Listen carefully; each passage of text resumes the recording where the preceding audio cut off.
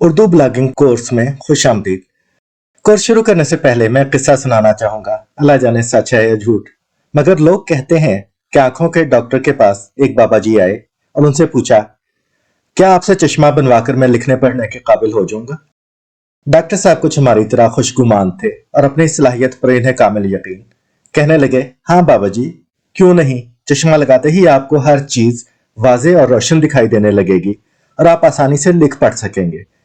बाबा जी खुश हो गए, कहने लगे, अल्लाह का शुक्र है, वरना मैं तो समझता था कि मैं कभी स्कूल नहीं गया तो अनपढ़ ही मरूंगा। तो साहिबो, बस ये बात जहन में रहे कि इस कोर्स में आप चंद अहम बातें तो सीखेंगे, लेकिन बुनियादी बात यह है कि आपको खुद भी कुछ मेहनत करना होगी। ये ठीक है कि फितरी सलाहियत का फर्क होता है, लेकिन तरबियत और मुताले से हम अपनी सलाहियत बढ़ा भी सकते हैं और वो काम कर सकते हैं जो करना इससे पहले हमारे लिए मुश्किल था। अहम तरीन फैक्टर अपनी कोशिश है। आप जितनी कोशिश करेंगे, आपकी तहरीर में इतनी ज्यादा बेहतरी पैदा होगी। आपने कोशिश करते हुए और कोई सवाल करते हुए घबराना या शर्माना नहीं। हम मिलकर ये सब कुछ सीखेंगे। याद रखें, कोई सवाल अहमकाना नहीं होता। हाँ, जवाब जरूर अहमकाना हो सकता है। आप किसी भी वक्त मुझे रोक कर अपना सवाल कर सकते हैं। जब कोई रिकॉर्डेड वीडियो भी चल रही हो तो आप अपना सवाल पूछ सकते हैं। वीडियो रोक कर आपको जवाब दिया जाएगा। सवाल करने के लिए नीचे स्क्रीन पर मौजूद हाथ का इशारा कर दें या कमेंट्स में सवाल पूछ लें। सबसे पहले हम सीखेंगे तहरीर के चंद बुनियादी असूल।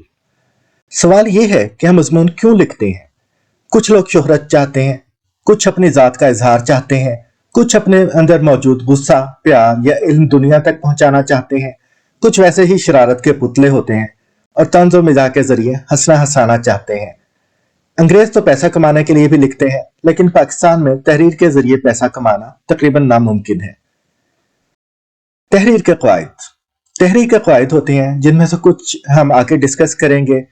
हर तख्लीकी काम की तरह तहरीर में भी लगे बंधे कवायद तोड़कर एक फन पारा तख्लीक किया जा सकता है, लेकिन कवायद तोड़ने से पहले हमें उनके बारे में इल्म होना चाहिए और मुसन्निफ के जहन में वाज़ेह होना चाहिए कि वह एक मुरव्वज कायदा किस वजह से तोड़ रहा है। ऐसा करने से उसकी तहरीर में क्या बेहतरी आएगी।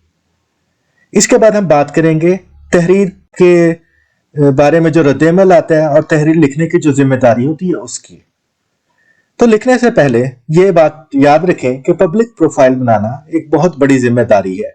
लोगों का मनफी रद्द-ए-अमल आता है, हौसला शिकन कमेंट से निपटना पड़ता है, मजमून मुस्तरद होने का सदमा सहना पड़ता है। महज आपको नीचा दिखाने के लिए लोग आपकी निजी जिंदगी में दखल अंदाजी कर सकते हैं। मजमून लिखना एक बड़ी जिम्मेदारी है और मजमून भेजते हुए आप इस बात के बारे में सोच लें कि आपको इस मजमून पर आने वाले अच्छे या बुरे अवामी रद्द-ए-अमल के अलावा कानूनी कार्रवाई का सामना भी करना पड़ सकता है। इसलिए खूब सोच समझकर मजमून लिखें। मुदीर हतल मकदूर कोशिश करता है कि मजमून में मौजूद ऐसा मवाद ठीक कर दिया जाए जो परेशान कुन साबित हो सकता है, लेकिन कई मर्तबा मुदीर भी अपनी कोशिश में नाकाम हो जाता है। मजमून भेजने से पहले खूब गौर कर लें, क्योंकि जो चीज एक मर्तबा नेट पर शाये हो जाए, डिलीट करने के बावजूद कहीं ना कहीं जिंदा रह जाती है। अभी पिछले दिनों एक साहब शिकायत कर रहे थे कि सन 2015-16 में उनके शाये करदा मज़ामीन एक वेबसाइट ने डिलीट कर दिए। 6 बरस पहले डिलीट होने वाले वो मज़ामीन मैंने इन्हें जिंदा करके दे दिए। इसलिए कुछ भी लिखने से पहले खूब सोच लें कि आपका लिखा हुआ मिटेगा नहीं।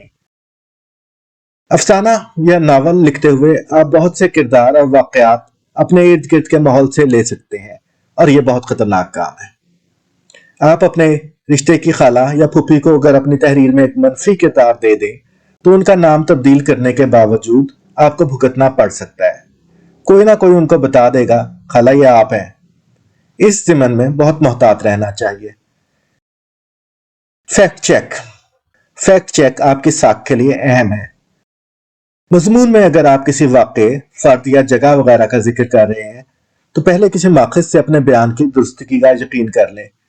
सोशल मीडिया की दुनिया में धोखे बहुत हैं। बहुत असली दिखाई देने वाली तस्वीर फोटोशॉप निकलती है या किसी दूसरे वाक़े और जगह की वीडियो भी एडिटेड हो सकती है। इसलिए माखिज के बारे में मोहतात रहें कि वो काबिल एतबार शख्स या इदारा है और उसका जिक्र आप जरूर कर दें ताकि जिम्मेदारी किसी हद तक आपसे हट भी सके। किसी तारीखी वाक़े या साइंसी मामले पर लिख रहे हैं तो मातबर सोर्स इस्तेमाल करें। आप विकिपीडिया इस्तेमाल कर सकते हैं, मगर इसमें जो बात लिखी गई हो इसका सोर्स जरूर देखें और ओरिजिनल सोर्स मातबर हो तो उसे बतौर हवाला इस्तेमाल करें। मजमून में फैक्ट की गलती हो तो मुसन्निफ का इमेज खराब होता है।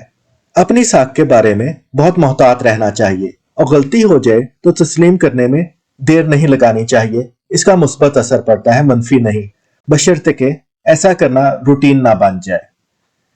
अगर किसी शख्स पर अदालत में जुर्म साबित नहीं हुआ तो हतमियत से उसे कातिल करार देने या इंसाफ की खरीदो फरोख्त का दावा करने से गुरेज करना चाहिए।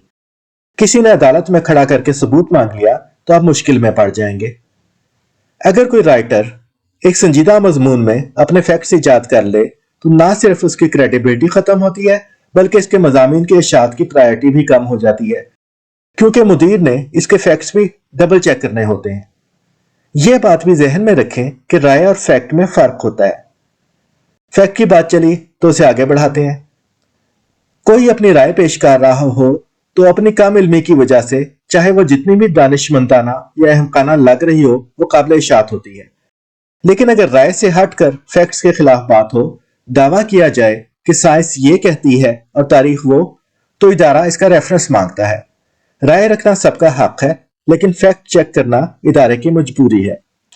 यह कहना कि माल्टे खाने से मुझे लगता है कि मेरी उम्र बढ़ जाती है बिल्कुल जायज है, लेकिन अगर यह कहा जाए साइंस ये साबित कर चुकी है कि एक माल्टा खाने से जिंदगी 1 साल बढ़ जाती है, तो मुलाजिम को माल्टों की एक बोरी मंडी से लाने का ऑर्डर देने के बाद साथ ही हम राइटर से पूछते हैं कि साइंस ने कहाँ कहा है, इसका रेफरेंस दे। इसका यह जवाब कबूल नहीं कि मुझे अच्छी तरह याद है मैंने इस्लामियात में पीएचडी करते हुए इस्लामी बागबानी पर थीसिस लिखा था, तो ये किसी किताब में पढ़ा था। किसी किताब का कुछ नामो निशान होना चाहिए। किसी बात को लिखते वक्त पूरी कोशिश करनी चाहिए कि फैक्ट चेक कर लिया जाए। यादाश्त अच्छे अच्छों को धोखा दे जाती है। खास तौर पर अगर आप तहरीर में शेर इस्तेमाल करने के आदी हैं तो शेर को किसी किताब या दीगर अच्छे सोर्स से जरूर देखें और सरका मत करें। किसी दूसरे शख्स की तहरीर कभी भी अपने नाम से चलाने की कोशिश मत करें। मुमकिन है कि इब्तिदा में आप कामयाब हो जाएं, लेकिन अब नेट की दुनिया में सरका करके बचना बहुत मुश्किल है, बंदा पकड़ा जाता है। किसी का मजमून या इक्तबास अपनी तहरीर में शामिल करें तो उसे जरूर क्रेडिट दें। इससे आपका कद कम नहीं होता, बल्कि लोग ये देखते हैं कि आप पढ़ने के आदी हैं और अपने इल्म में इजाफा करते हैं। मजमून मुस्तरद होना कोई बहुत बड़ी बात नहीं होती, इस पर मायूस मत हो। सफ़े अव्वल के कालम निगारों के कालम मुस्तरद किए जाते हैं और वो ये बात भूलकर अगला कालम लिखने लगते हैं।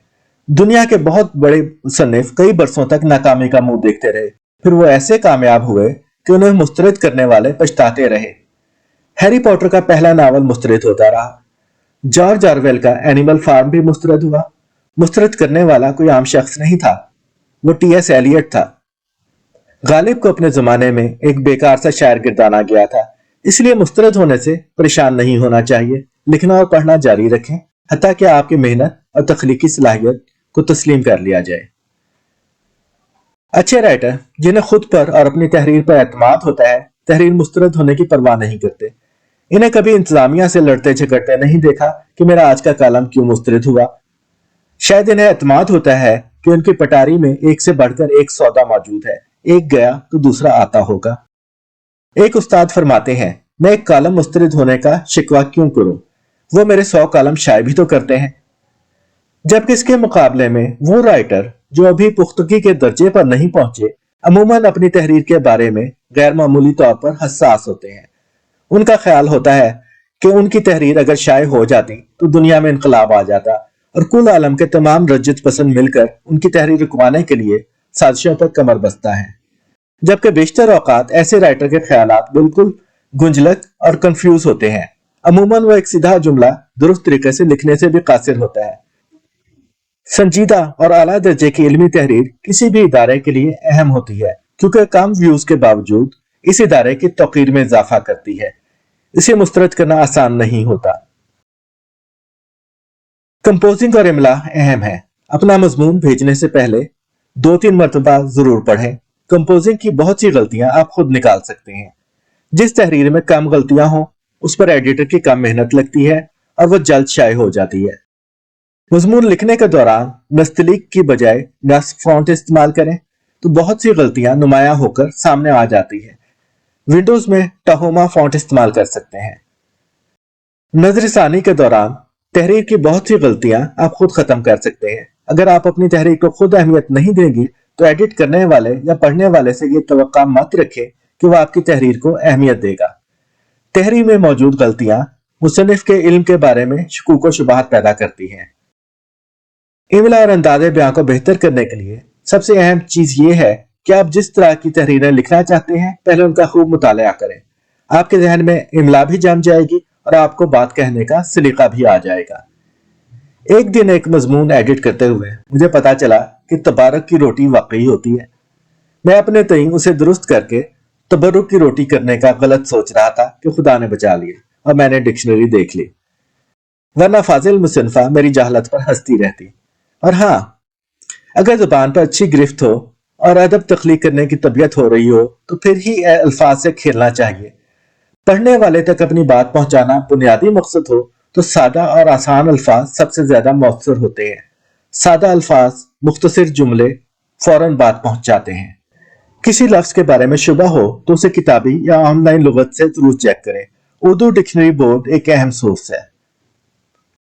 इसके बाद हम बात करते हैं स्टाइल की। अपना स्टाइल बनाना अहम होता है। कोई बहुत बड़ा आदमी जिसका नाम पता नहीं क्या था, यह कह गुजरा है कि हर वो बात कही जानी चाहिए पहले ही कही जा चुकी है। फर्क सिर्फ अंदाजे बयां से आता है कि हम उसी पुरानी बात को किस ढंग से नए अंदाज में बयान करते हैं। लिखने का ढंग अहम है। हम अंदाजे तहरीर की बात करें तो कुत्ते पर मजमून को बतौर मिसाल पेश कर सकते हैं। ये नहायत आम सा मौजू है। बच्चा इब्तिदाई जमातों से कुत्ते पर चंद लाइनें लिखना शुरू कर देता है, लेकिन पतरस बुखारी या मुश्ताक अहमद यूसुफी के हथे यह आम सा घिसा पिटा मौजू चढ़े तो कुत्ते और सीजर, माताहरी और मिर्जा जैसा उर्दू अदब का बेमिसाल शाहकार वजूद में आता है। एक अच्छा मुसन्निफ अपने अंदाजे बयां से एक आम से मौजू को भी खास तर बना सकता है। आप अपनी पसंदीदा सिन्फ के माहिर लिखने वालों को पढ़ें, मुख्तलिफ तजुर्बात करें, सीनियर लिखने वालों से मशवरा करें। रफ्ता रफ्ता आप खुद जान लेंगे कि कौन सा स्टाइल आपके मिजाज के मुवाफिक है और इसमें आपके जौहर खूब चमकते हैं।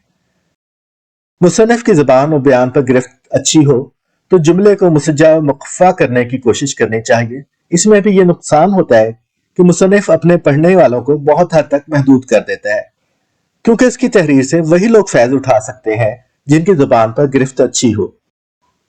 अमूमन सादा और आसान तरीन जुबान इस्तेमाल करना बेहतर होता है। घुमेरियों वाली जुबान इस्तेमाल करना मजमून की नौयत के लिहाज से एक शौरी फैसला होना चाहिए, रूटीन का फैसला नहीं। मजमून की तवालत, इसके क्या मसाइल होते हैं? अमूमी मुशाहिदा है कि जिन लोगों के पास कहने को कुछ ठोस नहीं होता उनके पास अल्फाज का सैले रवा होता है। बंदा फीचर लिख रहा हो तो दूसरी बात है, लेकिन अगर किसी आम से मौजू पर इजहार ख्याल करते हुए 2-3 हजार अल्फाज सरजद हो जाएं तो अमूमन मुसन्निफ अपनी बात बयान नहीं करता बल्कि अपने दिल का गुब्बार निकाल रहा होता है, और तहरीर भी मुजस्समे गुब्बार ही होती है। हमारे जमाने में इम्तिहानी पर्चे में तवील लिखने से ज्यादा नंबर मिलते थे, क्योंकि बेशतर मुम्तहिन फुटे से नाप कर नंबर लगाते थे। खैर, उनका भी कसूर नहीं। बाज़ तलबा की हैंड राइटिंग पढ़ने के लिए अहलियत से ज्यादा कश्फ की जरूरत होती है। जो लोग मजमून को ऐसी किसी मजबूरी के बगैर पढ़ते हैं, उन्हें बांधे रखने के लिए मुसन्निफ को अपने मजमून के मरकजी ख्याल पर फोकस रखना चाहिए और इधर उधर भटकने से गुरेज करना चाहिए। शतरंज का एक असूल है कि कोई चाल चलने से पहले यह तयन किया जाए कि इसके चलने से आपका तयशुदा हदफ हासिल करने में किसी तरह मदद मिलती है या नहीं। अगर नहीं मिलती तो वो चाल मत चले, बेहतर चाल तलाश करें। राइटिंग का भी यही असूल है। हर जुमला लिखने से पहले यह बात जरूर सोचें। अल्फाज गिनना अहम है। हमेशा इशायती इदारे की पॉलिसी के मुताबिक देखें कि वो कितने अल्फाज की हद मुकर्रर करता है। आजकल ऑनलाइन ब्लॉग्स और कॉलम को पढ़ने वालों की अक्सरियत उनको मोबाइल फोन की छोटी स्क्रीन पर पढ़ती है। इस छोटी स्क्रीन के लिए 600 से 1200 अल्फाज की तहरीर मुनासिब रहती है। अगर आप इस हद से बाहर निकलते हैं तो आपके पास इसके लिए एक नहायत माकूल वजह होनी चाहिए। बहुत कम मुसन्निफ ऐसे होते हैं जो तवील तहरीर को निभा सकते हैं और पढ़ने वाले को भागने की इजाजत नहीं देते। ये बात भी जहन में रखें کہ ڈیجیٹل دنیا کا قاری ہر جائی ہوتا ہے۔ ایک آدمی کسی اخبار یا کتاب پر پیسے خرچتا ہے تو محض پیسے پورے کرنے کے لیے ہی اسے پڑھنے پر مجبور ہوتا ہے۔ ڈیجیٹل دنیا میں ایسا نہیں ہوتا۔ پڑھنے والے کے پاس وقت کم ہوتا ہے اور سینکڑوں مضامین کی چوائس ہوتی ہے۔ اگر آپ نے اپنا مضمون ایسی حکمت سے لکھا ہے کہ اسے پڑھنا وبال جان ہے تو پڑھنے والے نے ایک دو پیراگراف کے بعد اسے بند کر دینا ہے اور ایسا مضمون کھول لینا ہے جسے وہ آسانی سے پڑھ سکے۔ مضمون کی نہایت ناقص کمپوزنگ سے بھی اسے وبال جان بنایا جا سکتا ہے، زبانوں کے ملغوبے سے بھی، غیر ضروری طوالت سے بھی اور پراگندہ خیالی سے بھی۔ موضوع پر فوکس کریں۔ کوئی جملہ یا قصہ غیر متعلقہ ہے تو اسے کسی متعلقہ مضمون کے لیے محفوظ رکھیں۔ زبان آسان رکھیں، چھوٹے جملے بنائیں اور چھوٹے پیراگراف۔ پیراگراف چھوٹے ہونے سے چھوٹی سکرین پر پڑھنا بھی آسان ہوتا ہے، اور کسی جگہ آپ کو ریڈر کو بور کرنے لگے تو وہ اگلے پیراگراف پر سکپ کر کے مضمون پڑھنا جاری رکھتا ہے۔ دوسری صورت میں وہ آپ کا مضمون بند کرے گا اور اگلا مضمون کھول لے گا۔ جدید تحریر میں الفاظ کی گنتی کرنا اہم ہے۔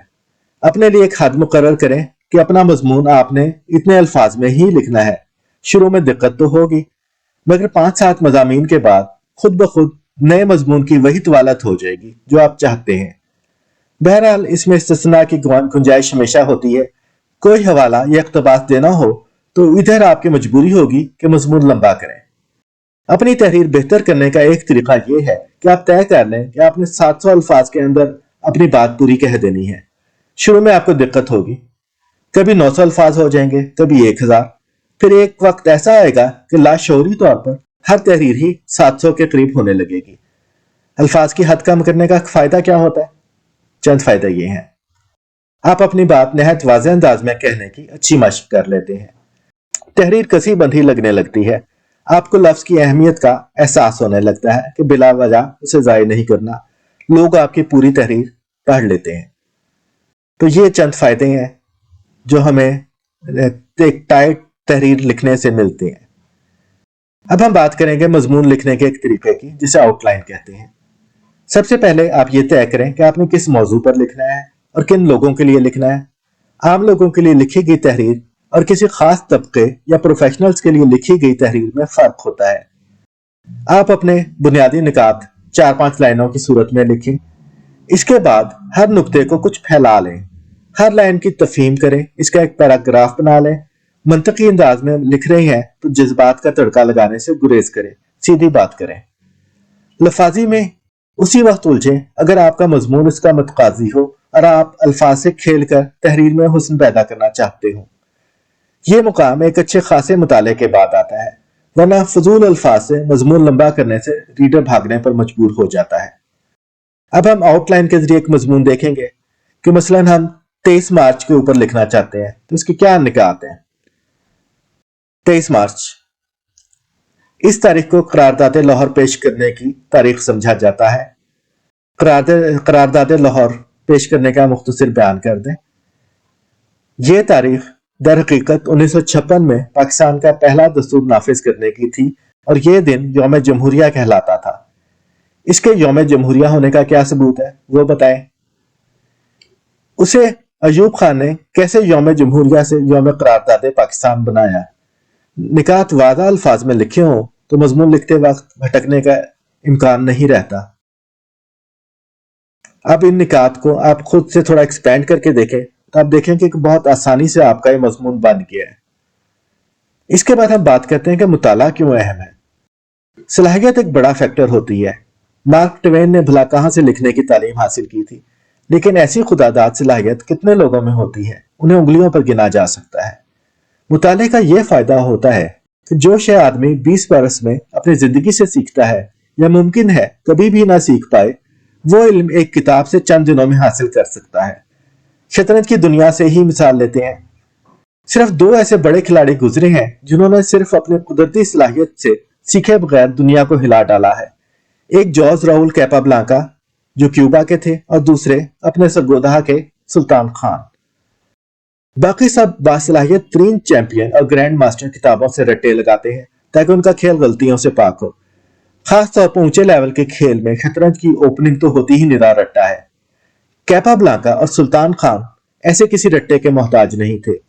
उनकी खुदादाद सलाहियत हर किस्म के रट्टे और किताबी इल्म को तह बाला कर देती थी, लेकिन वो आम अफराद नहीं थे बल्कि नायाब तरीन लोगों में से थे। तो मुसन्निफ भी यही करते हैं कि बहुत कम होते हैं जो नायाब लोगों में से होते हैं और किसी सीखे बगैर खुद अपनी खुदादाद सलाहियत से अच्छा लिख सकते हैं। इसके बाद हम बात करेंगे कि नाजुक मामलात को कैसे बयान किया जाए। नाजुक तरीन मामलात को भी एक ऐसे पैराए में लिखना मुमकिन होता है कि उन्हें कौम मुल्क सल्तनत बर्दाश्त कर ले। इसके लिए एक अच्छा मुताला दरकार होता है और आदमी उस्तादों को देखकर सीखता है कि बात कैसे करते हैं। अगर कोई मुसन्निफ नाजुक मामलात पर लिखने का ख्वाहिशमंद हो लेकिन उसकी तहरीर से इनकलाब या जोश जवानी टपक टपक पड़ रहे हों तो उसे शाये करना मुमकिन नहीं होता। एक मरतबा एक भाई साहब ने पै दर पै 2 मज़ामीन भेजे। उनकी राय में ये चाइल्ड अब्यूज और तालीमी इदारों में उस्तादों से तलबात को महफूज रखने के बारे में थे। मुबैना तौर पर चाइल्ड अब्यूज वाले मजमून में एक गति से उन्होंने अपने बचपन में की जाने वाली मोहब्बत की मुफस्सल वारदात कलमबंद की थी। बतौर मुदीर मेरी राय में ये चाइल्ड अब्यूज की बजाय एनिमल राइट्स का इशू था। और तालबात वाले मजमून में उन्होंने मारकर बदस्त प्रोफेसर के बारे में बताया था जिसका इस्तेमाल नहायत मुफस्सल अंदाज में बजरिया तालबात करते हुए किस्सा यूं बयान किया गया था जिसे अंग्रेजी में ग्राफिक डिस्क्रिप्शन कहते हैं। खैर मैंने शर्माकर दोनों मजामीन मुस्तरद कर दिए। इस पर सुनना पड़ा, मेरी तहरीर क्यों नहीं शाये करते हम सब वाले, वैसे तो बड़े लिबरल बने फिरते हैं, यह है मौज़ूआत थे। अब मैं फितरी शर्म हया के बायस उनके अल्फाज तो नकल नहीं कर सका, लेकिन ऊपर बयान करदा दोनों वाकयात से आप जान गए होंगे कि मामला क्या था। यूं बात भी कह दी गई और नाजुक मामला भी बच गया। मामला नाजुक हो तो दूर से ही इशारा करके निकल जाना चाहिए, तफसील बयान करना खतरनाक हो सकता है। अच्छा मुसन्निफ खुद लिखे बगैर पढ़ने वाले के जहन में सूरत हाल उभार सकता है। जो लिखा ना जाए वो पैगाम पहुंचाना सीखना चाहिए। जब हम किसी मामले पर तबसरा करते हैं तो ये ख्याल करना चाहिए कि हमें इस मामले के मुर्तकिब शख्स की जात को मौजू नहीं बनाना चाहिए, इसके काम पर तबसरे तक महदूद रहना चाहिए। जात को निशाना बनाने से बंदा खुद हल्का पड़ता है और तबसरा मंतकी बुनियादों पर नहीं बल्कि जाती इनात या किसी मुफाद पर मुबनी दिखाई देता है। इसमें एक नाजुक सा मुकाम बहरहाल आता है जो सादसा और अच्छे महक़्क़िक़ ही निभा सकते हैं, हुमा शुमा के बस की बात नहीं। किसी शख्स के रवैये या काम के मुहर्रिक की बुनियाद जानने के लिए इसकी जात का नफ्सियाती तज्जिया किया जाता है या रवैयों के मजमूई रुझान पर बात की जा सकती है। 2 मिसालें दी जा सकती हैं। हम ये तो कह सकते हैं कि इमरान खान की फलां पॉलिसी गलत है या उनकी पॉलिसियां गैर मुस्तकिल मिजाजी का शाहकार है। हद से हद ये भी कह सकते हैं कि वो कंफ्यूज रहते हैं, इसलिए बहुत से मामलात पर यू टर्न लेते हैं। मगर यह नशे कहना गलत है। जब तक इस बात का वाज़ेह सबूत मौजूद ना हो हम ये नहीं कह सकते। रिहाम खान की किताब में मौजूद गवाही भी नाकाबिल एतबार है, उसे इस्तेमाल करना मुनासिब नहीं। इसी तरह कुर्रतुल ऐन हैदर की तसानीफ पर तबसरा करते हुए उनके फनी महासिन और नकाइस पर तबसरा कर सकते हैं। हत्ता के बाज लोग अगर ये कहें कि आग का दरिया फलां मगरबी नावल से मुतासिर दिखाई देता है वगैरह वगैरह तो भी रवा है। मगर हम ये कहें कि वो थर्ड क्लास शख्सियत थी क्योंकि उन्होंने अपनी सारी जिंदगी शादी नहीं की, इसलिए उनके नावलों और अफसानों में उनके फ्रस्ट्रेशन दिखाई देती है, और आग का दरिया को उर्दू का सबसे बड़ा नावल उनके दोस्तों की प्रमोशन की वजह से कहा जाता है जिन्हें उन्होंने खूब नवाजा। उनके काम पर तनकीद नहीं बल्कि उनकी जात से बुग़्ज़ है। ऐसा कहने वाले लोग अपनी जात को नाकाबिल एतबार ठहरा देते हैं। अच्छा, मेरा सवाल ये है कि मुझे मुश्किल इसमें होती है कि मैं टाइप करती हूँ आईपैड या आईफोन या एप्पल का मेरे पास कंप्यूटर है, लैपटॉप है उस पे, और उर्दू का यही वाले जो नस्क का है ना, वो पहला वाला सवाल मेरा था जहाँ मैंने पूछा था ये लेक्चर्स मिलेंगे कि नहीं मिलेंगे, तो वो वाली ये फॉन्ट जो है वो बाय डिफॉल्ट आ जाती है। तो अब मुझे ये पता नहीं है कि हाँ, आप जो दूसरे वाले का कह रहे हैं उसको मुझे कन्वर्ट करने में मैं कैसे कन्वर्ट करूंगी, और क्या फर्ज करें कि हम सब पे भिजवा रहे हैं तो लगता ऐसा है कि आपको दूसरी वाली फॉन्ट चाहिए जो नस्तालिक वाली है।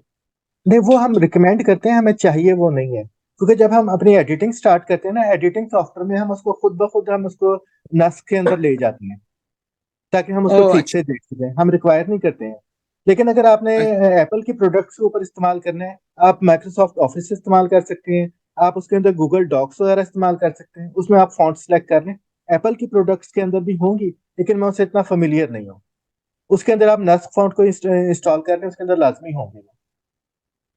آپ کو میں اچھا نیکسٹ اس کو دیکھ کے بتا دوں گا اپنے آئی فون سے. ٹھیک ٹھیک. ہے ٹھیک ہے اچھا جی، شکریہ. ببرک صاحب آپ کا سوال. سر مہروز ہوں. جی مہروز. پوچھنا ہے نا، جیسے آپ فرما رہے تھے نا کہ ابھی کہ ہمارے جملے اور الفاظ ایسے ہوں جو قوم ملک سلطنت کے لیے قابل قبول. میرے ساتھ ایک بہت بڑا ایشو یہ آتا ہے تحریر میں کہ سب سے پہلے تو ٹاپک سلیکٹ کرنے میں یا عنوان جو میں لینا چاہ رہا ہوں وہ، اور پھر اس کے اندر جو مندرجات ہوں گے یعنی جو جملے میں استعمال کروں گا یا ضمنی جو میرے عنوانات ہوں گے، میں پہلے ہی یہ خوفزدہ ہوتا ہوں کہ یہ جو ہے نا یہ فلاں قبول نہیں کرے گا، یہ فلاں قبول نہیں کرے گا، اس سے یہ پرابلم ہوگا، اس سے یہ پرابلم ہوگا. میں ریئلائز کرتا ہوں کہ شاید یہ سائیکولوجیکل پرابلم ہے، لیکن میں چاہوں گا کہ آپ اس پہ رہنمائی کریں کہ اس سے کیسے نکلا جا سکتا ہے. اس میں جناب آپ نے یہ بس دیکھنا ہے کہ آپ جو بھی لفظ استعمال کر رہے ہیں، جو جملہ استعمال کر رہے ہیں، اس کا کوئی ریئیکشن کیا آئے گا. آپ نے ہمیشہ، آپ ایک ٹھیک ہے انقلاب لا رہے ہیں تو دوسری بات ہے، ورنہ بطور رائٹر آپ نے ہمیشہ بہت ڈر کے لکھنا ہے. جو میری ریکمنڈیشن ہے نا، جب تک آپ کا تجربہ زیادہ نہیں ہے، آپ معاملات کو سمجھتے نہیں ہیں، آپ نے ایک آدھا رد عمل فیس نہیں کیا ہوا ہے، آپ فوج کے اوپر، مذہب کے اوپر، سپریم کورٹ وغیرہ اعلیٰ عدلیہ اس کے اوپر لکھنے سے گریز کریں. آپ باقی چیزوں میں اتنا مسئلہ نہیں ہوتا ہے. ان چیزوں پہ ہمارے لیے مسائل ہو سکتے ہیں، ان پہ پاکستان میں رہتے ہوئے ہمیں بہت سوچ سمجھ کے لکھنا چاہیے. باقی چیزوں کے بارے میں اتنا مسئلہ نہیں ہوتا ہے. ٹھیک. تو جب تک آپ کو اپنے اوپر اچھا اعتماد نہ ہو، جو اس وقت تک ان چیزوں پہ لکھنے سے گریز کرے تو مناسب ہے. جی کوئی اور سوال؟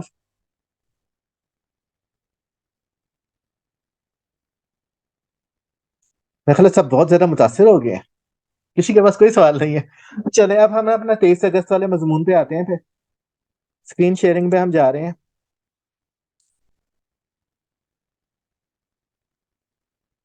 اس میں ہم نے نا اب یہ 23 اگست کے اوپر ہم آؤٹ لائن کے ذریعے مضمون لکھنا چاہ رہے ہیں. نظر آ رہا ہے آپ کو؟ ٹھیک، ذرا دقت تو نہیں ہے. سب سے پہلے ہم نے لکھا ہے کہ ہمارا موضوع کیا ہے.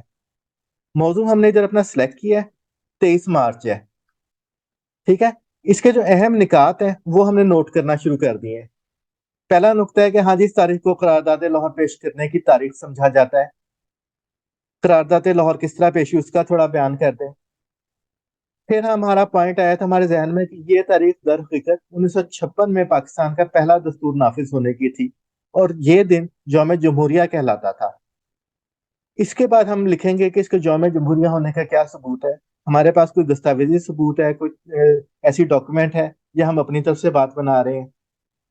پھر ہم بتائیں گے اسے ایوب خان نے کس طرح سے ہم نے یوم جمہوریہ سے یوم قرارداد پاکستان بنایا، اس کی کیا تاریخ ہے، کیا کچھ ہے. اب یہ اگر ہم نے واضح طور پہ لکھا ہو تو اس کو ہم ایک پیراگراف بنائیں گے. ہاں جی، ادھر اس کا کیا، اس کے ہیں 3-4 لائنیں ہماری ادھر آ گئی ہیں. اس کے بعد اس پوائنٹ پہ بھی ہم نے 4-5 ادھر اپنی لائنیں لکھ دی ہیں. اس پوائنٹ کے اوپر بھی ہماری کوئی 4-5 لائنیں آ گئی ہیں. سے ہم نے ہر ایک کے آگے نا کوئی 200 الفاظ ادھر ہم ایڈ کرتے گئے ہیں ہر نقطے کے نیچے اپنے. تو ایونچولی یہ ہمارے 10 نقطے ہیں، 200 الفاظ، 150 الفاظ ہم کرتے رہے ادھر ایڈ، تو ہمارا 800 سے 1000 الفاظ کا مضمون ہمارا بن جائے گا. اور ہمارے کافی ٹائٹ مضمون ہوگا کیونکہ ہم بالکل نقطہ وار چل رہے ہیں. پہلا پیراگراف ہمارا اس بارے میں ہے کہ یہ اس تاریخ کو کیا قرارداد پاکستان جو ہے قرارداد لاہور، اس کی کیا ہسٹری ہے، کس نے پیش کیا تھا، کیا ہوا تھا، کون کون موجود تھا. اگلا پیراگراف ہمارا آ جائے گا، اسی بارے میں کچھ مزید تفصیل ہے ہماری. پھر 1956 پہ ہم آئیں گے کہ 1956 کا دستور کیا تھا اور اس کی کیا تاریخ تھی، وہ کب منظور ہو کے یعنی نافذ ہوا تھا. اس کا پھر ہمارے پاس کوئی دستاویزی ثبوت ہے، کوئی ہمارے پاس کسی مضمون کا آن لائن یا آف لائن لنک ہے، کوئی اقتباس ہے، وہ چیزیں ہم ادھر دیں گے. ایک پیراگراف یہ بن جائے گا. پھر ہم دیکھیں کہ ایوب خان نے مارشل لا لگایا تھا تو 1958 تک یہ یوم پاکستان کے طور پہ منایا جاتا تھا، یوم جمہوریہ کے طور پہ. اسے یہ یوم قرارداد پاکستان کس وجہ سے بنانا پڑا؟ کیونکہ اس وقت آپ کی جمہوریت ختم ہو چکی تھی، مارشل لا آ چکا تھا. تو ایوب خان صاحب اس کو یوم جمہوریہ تو نہیں منا سکتے تھے، انہوں نے پھر اس کو یوم قرارداد پاکستان منایا۔ حالانکہ جو قرارداد ہماری پیش ہوئی تھی نا، یہ جہاں تک مجھے یاد ہے 22 مارچ کو پیش ہوئی تھی اور 24 مارچ کو یہ منظور کی گئی تھی، 23 مارچ کو اس کے اوپر بحث کی گئی تھی، لیکن ہم 23 مارچ کو یوم قرارداد پاکستان کس وجہ سے بنایا؟ وجہ وہی ہے کہ یوم جمہوریہ تھا، وہ دن کی ہم چھٹی نہیں مار سکتے تھے، ہم نے اس کو ری نیم کر دیا۔ ٹھیک، تو ہمارے پاس نا ہم نے 4-5 اپنے جو بیسک ہمارے نکات تھے نا مضمون کے، وہ ہم نے لکھے ہیں ایک ایک کر کے، ہر ایک کو ایک پیراگراف بنایا اور ہمارا مضمون ریڈی ہو گیا ہے۔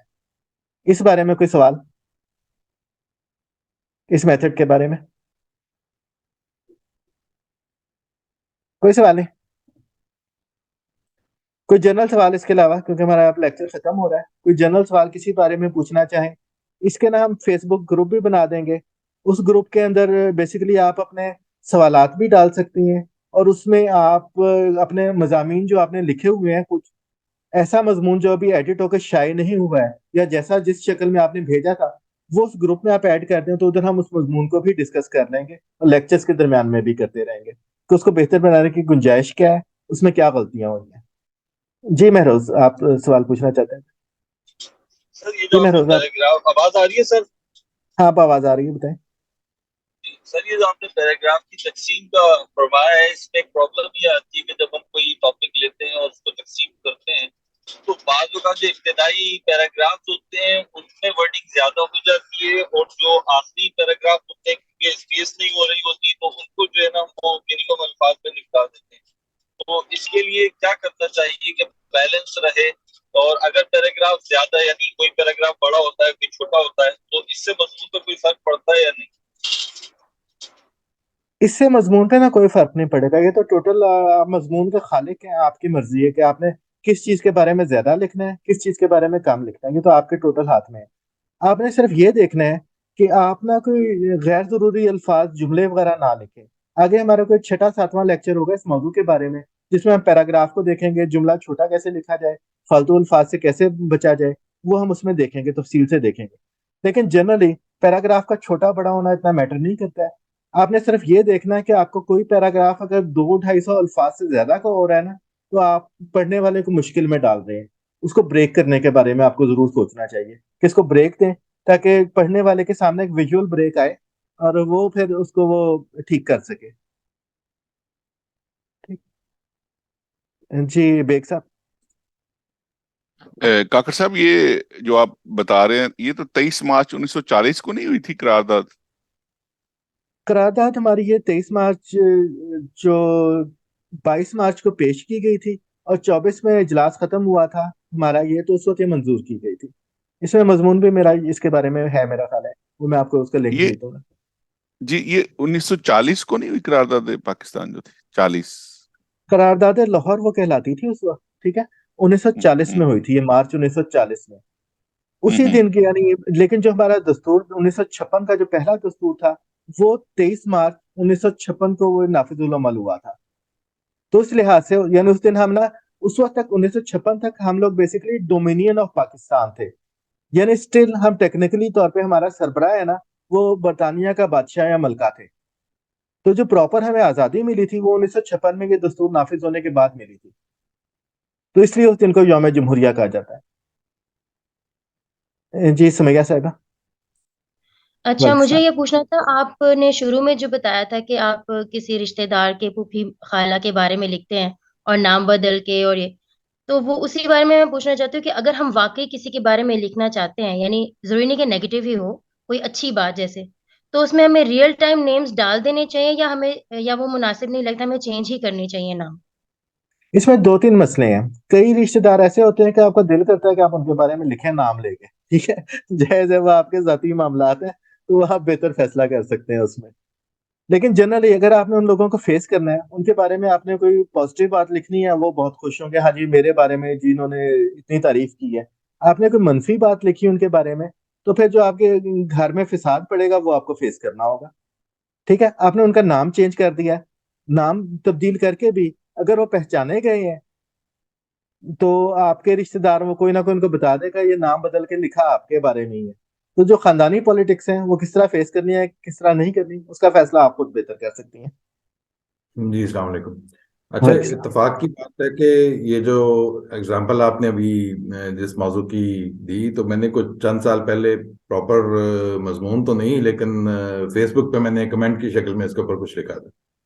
تو اگر آپ اجازت دیں تو میں وہ شیئر کر کے آپ اس کا ایک انالیسس کر کے دے سکتے ہیں کہ کیا وہ کس حد تک معیاری ہے یا نہیں ہے یا کوئی ایسی چیز. چلیں وہ دیکھ لیتے ہیں، پہلے دیکھ لیتے ہیں، اگر کوئی کسی اور کا سوال نہیں ہے کوئی فردر تو پھر ہم اس کو دیکھ لیتے ہیں. کوئی اور سوال ابھی؟ اچھا دوسرا میرا سوال یہی تھا کہ یہ جو ابھی بات ہو رہی تھی کہ اچھا اس کا جو لینتھ ہے اس کی مضمون کی، تو اس میں ایک دفعہ جب آپ لکھ لیتے ہیں تو پھر اس کے بعد اس کو اگر وہ ایکسیڈ کر رہا ہے تو بعض اوقات اس کو چھوٹا کرنے میں پرابلم آتی ہے. تو اس کے لیے اس کو کیسے، اس کے اوپر کوئی گائیڈنس اگر آپ دے سکیں کہ آپ نے ایک تحریر کمپلیٹ کر لی ہے اور اب آپ دیکھ رہے ہیں کہ اچھا نہیں ہے تو لمبی ہو گئی ہے فار ایگزامپل، تو اس کو آگے نا ہمارا آگے کرنا ہمارا ایک کہ لیکچر ہے وہ اس کے بارے میں ہے کہ کس طرح ہم تحریر کو مینیج کریں، کس طرح کریں. ابھی آپ نے جو صرف کرنا ہے نا، جو ابتدائی طور پہ ابھی آپ نے کوشش شروع کر دینی ہے.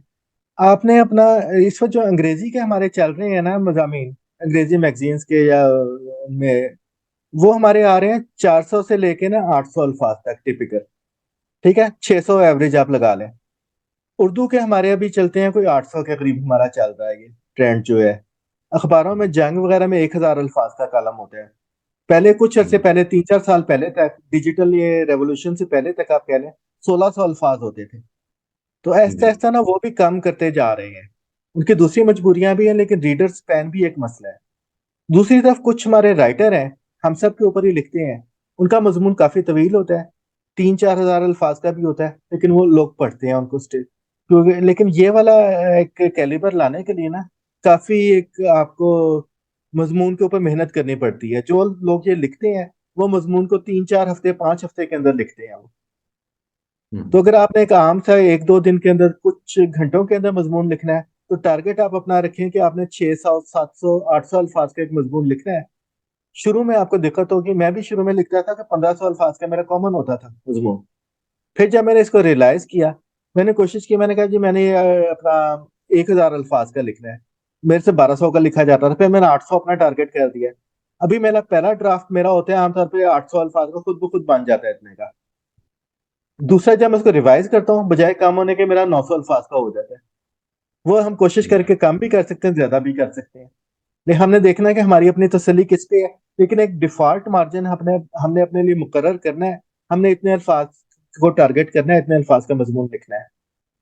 ڈیفالٹ ٹارگیٹ آپ لیے ہیں تاکہ آپ کے اس طرح نا آپ کو 1 مہینے کے اندر، 1 مہینہ تو نہیں میں کہوں گا، 5-6 مضامین کے بعد آپ کو عادت ہو جائے گی، بائی ڈیفالٹ آپ اتنے الفاظ کا لکھنے لگ جائیں گے. ٹھیک جی خالدہ صاحبہ. میں اس پہ تھوڑا سا ایڈ کرنا چاہ رہی تھی، بلکہ میں آپ سے پوچھنا چاہ رہی تھی کہ مضمون کی نوعیت پہ بھی ڈیپینڈ کرتا ہے کہ یہ الفاظ کی لمیٹیشن جو ہم رکھتے ہیں. اگر آپ کوئی کہانی بیسڈ کوئی آپ بات کرنا چاہ رہے ہیں تو سم ٹائم اس کی ریکوائرمنٹ ہوتی ہے کہ ایک خاص نمبر آف الفاظ کی، مطلب آپ 500-600 الفاظ کے اندر ایک پوری کہانی اور اس پہ اپنا اظہار خیال اور وہ نہیں کر سکتے. تو ایسا ہوتا ہے کہ مضمون کی نوعیت پہ بیسڈ مضمون کی آپ نوعیت کو کے حساب سے ہوتا ہے. افسانہ آپ لکھ رہے ہیں، افسانہ عام طور پہ طویل ہوتا ہے.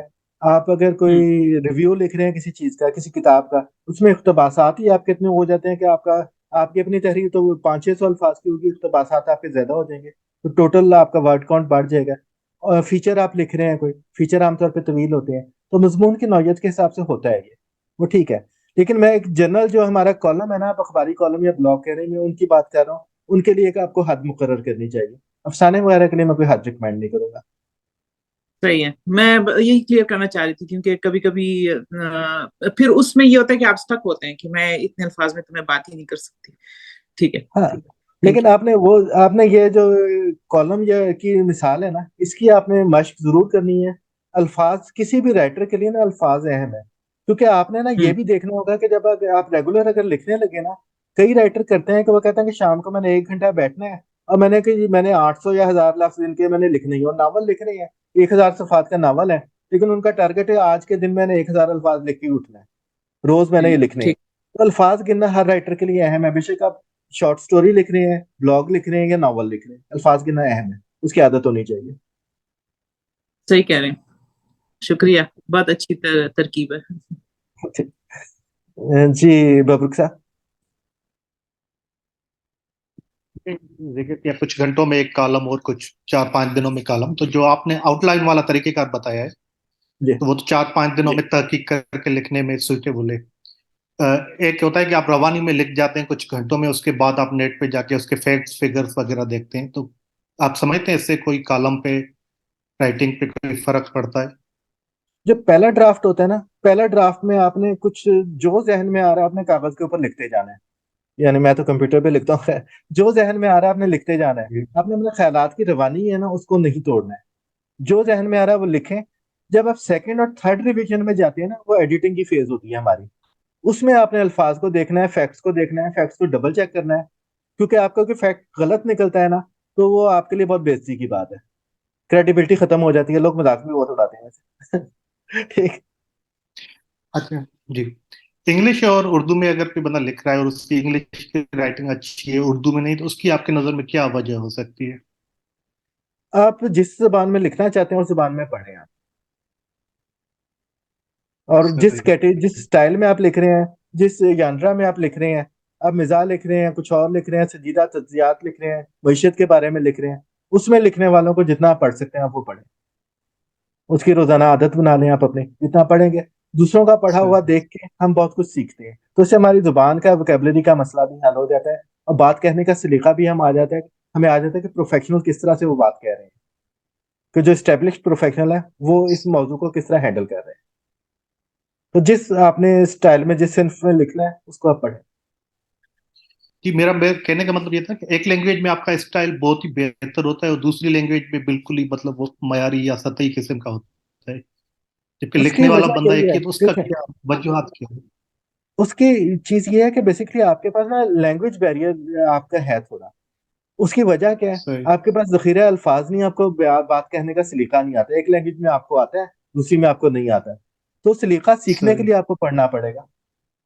اس موضوع کے بارے میں پڑھیں, اس لینگویج کے رائٹرز کو پڑھیں, آپ کو سلیقہ آ جائے گا. مطالعے سے آتی ہیں چیزیں یہ پہ. تو اس لیے جو ہم نے کہا تھا نا مطالعہ اہم ہے, اسی وجہ سے اہم ہے.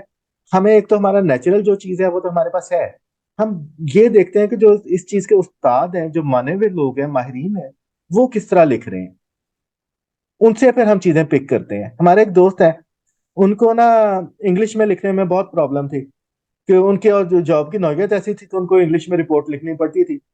تو ان کو میں نے سمپل یہی کہا تھا, میں نے کہا کہ آپ اس موضوع پہ جو لوگ لکھ رہے ہیں ان کو پڑھتے رہیں. اس موضوع کے آپ کے نا کچھ 100 مخصوص جملے ہوں گے, سارے مضامین کے تو وہی 100 مخصوص جملے اور ہوتے ہیں, ان کو وہ استعمال کرتے ہیں. آپ کہہ لیں 100 کا میں نے ایک رینڈم فگر آپ کو دیے, کہہ لیں تو انہیں آپ 100 انگلش کے جملوں کو دیکھ لیں گے تو آپ اپنے مضمون کو کم از کم کوئی 60-70% اچھا لکھ سکیں گے, اور وہ ایک اسٹیبلشڈ ایک آپ رائٹر آپ کہہ لیں.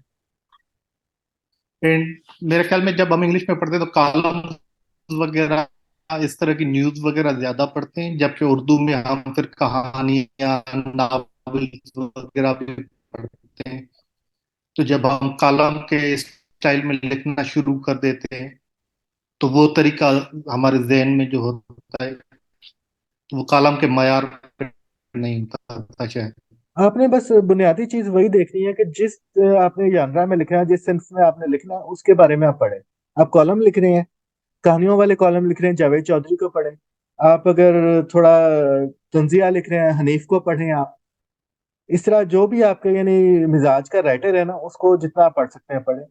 ایک سے زیادہ رائٹر پڑھیں گے اتنا اچھا ہے. مجھے مزاح لکھنا پسند ہے, میرے پاس اردو اور انگلش کے بےتحاشا میں نے اس کے پڑھے ہوئے ہیں, اس کا مجھے فائدہ بھی ہوا ہے. جو میرے آج سے 10 سال پہلے کے مضامین تھے, وہ آج کے میں ان کو دیکھتا ہوں, کہتے ہیں بہت کمزور ہیں وہ.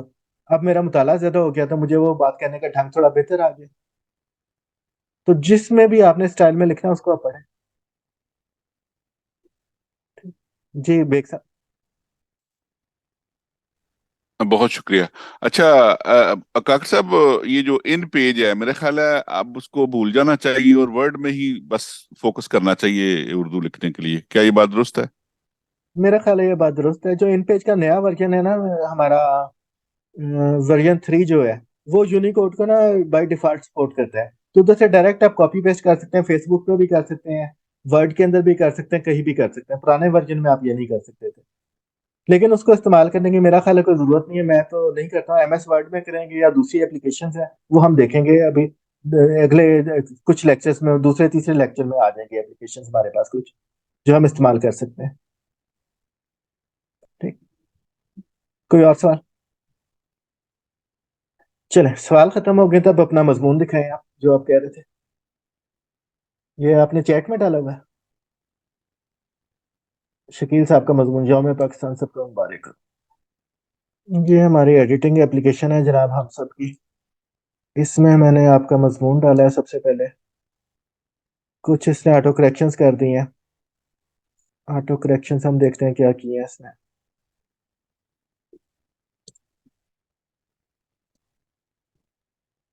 شعر کی سپیلنگ ٹھیک ہے, آپ کے بہت سارے کامنٹ ہیں, یہ اس نے ٹھیک کر کے ایک کر دیا ہے. خصوصاً میں اس نے تنوین ڈالی ہے. زیادہ کی سپیلنگ ٹھیک کی ہے. کامے آپ ایک سے زیادہ کامے ڈالتے ہیں, ایک کاما کافی ہوتا ہے تو اس کی ضرورت نہیں ہے. یہ چیزیں اس نے ٹھیک کی ہے. اچھا جناب,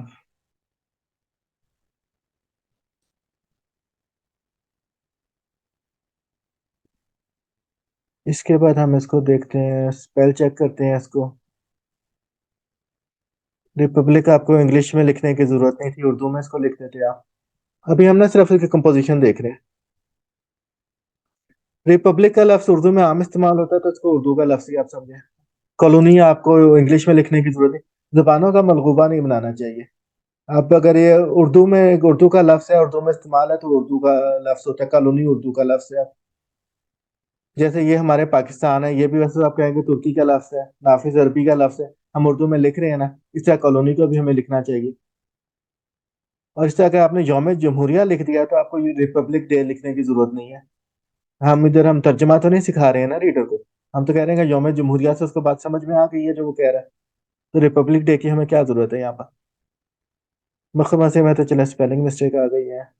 اب ادھر دیکھیں اسپیس کا مسئلہ آیا ہے, پاڑ اور گئے کے درمیان. یہ موسٹ لائکلی آپ کے نزدیک کی وجہ سے ہوا ہوگا, درمیان میں اسپیس تھی وہ آپ کو نظر نہیں آئی ہے. اس میں اسپیلنگ مسٹیک ہے ہمارے پاس, حیثیت یہ تھوڑی سی زیادہ ہو گئی ہے.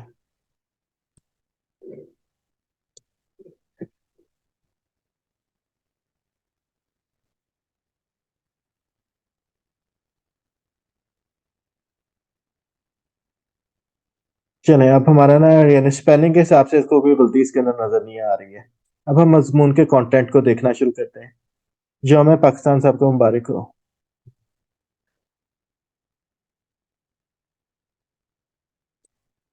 اچھا یہ نا میرا خیال ہے یہ 22 مارچ کو پیش ہوئی تھی, 23 کو پیش نہیں ہوئی تھی. یہ بہرحال چیک کر لیں, لیکن جہاں تک میری یادداشت ہے 22 کو پیش ہوئی تھی اور 24 کو منظور ہوئی تھی. 23 کو اس پہ بحث ہوئی تھی. یہ بالکل ٹھیک بات ہے, آپ کی کالونی سے جمہوریہ بنا تھا, یہ بھی ٹھیک ہے. یہ آپ کا ٹھیک ہے.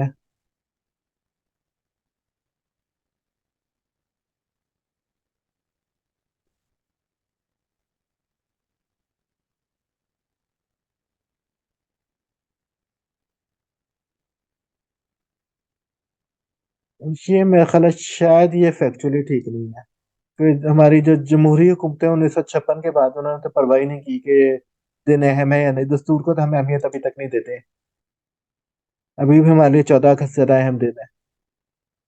اور ابھی تک یہ ہمارا 23 مارچ ہے نا, یہ ہمارا وہ یوم جمہوریہ واپس نہیں بنا ہے ابھی تک.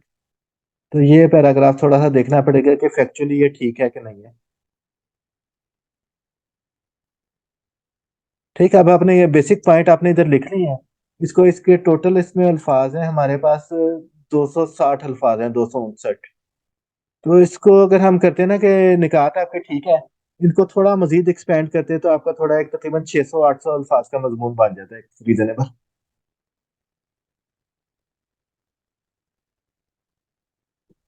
جیسے یہ والا جملہ ہے نا, اس کو تھوڑا ہم ایک دو جملے اور اس میں شامل کر سکتے ہیں جو کہ انفارمیٹیو ہو, صرف خانہ پوری نہ ہو.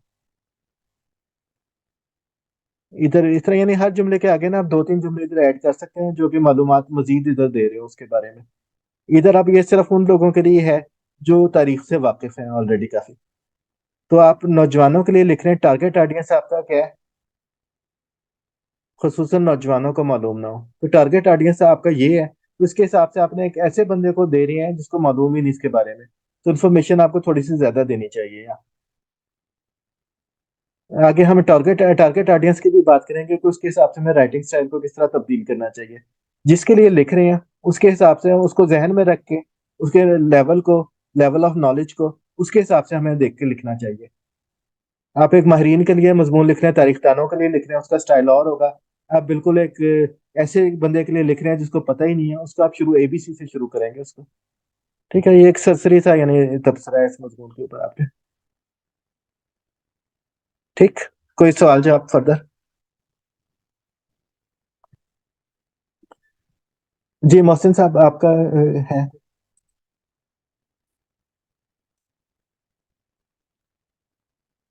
جی محسن صاحب. آزاری ہاں جی آواز آ رہی ہے آپ کی. سر میرا کامنٹ اسی حوالے سے تھا، یہ جو ایڈیٹنگ کے حوالے سے، اور آپ نے جو بات کی کہ ملٹیپل ڈرافٹس میں ہم لکھتے ہیں، ایک ڈرافٹ ہوتا ہے اور اس کے بعد دوسرا اور تیسرا. تو میرا خیال ہے کہ ایڈیٹنگ کے اوپر ہم ڈیٹیل میں شاید کسی لیکچر میں یا ریویژن ڈرافٹ کے اوپر ہم کسی اور لیکچر میں شاید ڈیٹیل میں بات کریں گے. ہاں آگے جا کر آئے گا یہ کہ طوالت سے کیسے بچیں، مختصر الفاظ میں بات کیسے بیان کریں، پیراگرافنگ کیسے ہوگی، وہ ساری چیزیں آگے جا کے آئیں گی. ویسے دوسرا ایک، اگر آپ پروفیشنلی آپ کو کہیں لکھنا پڑتا ہے، وہ بہت زیادہ یعنی پبلکلی پبلش نہیں ہوتا، تو اس میں جو ایک دوسرے کے کام کو پلیجرائز کر لیتے ہیں کولیگز میں، اس کا کیا کوئی طریقہ کار ہو سکتا ہے کہ کیسے ہم اس سے اپنے آپ کو بچا سکیں؟ اور آپ نہیں اس بچا سکتے نا، پاکستان میں آپ نہیں بچا سکتے، باہر آپ بچا سکتے ہیں. ادھر تو ہوتا ہے کہ ہمیں بھی فیس کرنا پڑتا ہے. ہمیں کالم ملتے ہیں، ابھی کل پرسوں میں نے پوسٹ ڈالی تھی کہ پچھلے ایک ہفتے میں 2 ہم نے مصنف بلیک لسٹ کی ہیں. نیشنل جو آپ کے قومی روزنامے ہیں ان کے اندر چھپے ہوئے کالم لوگوں نے ہمیں اپنا مضمون کہہ کے بھیجے ہوئے ہیں.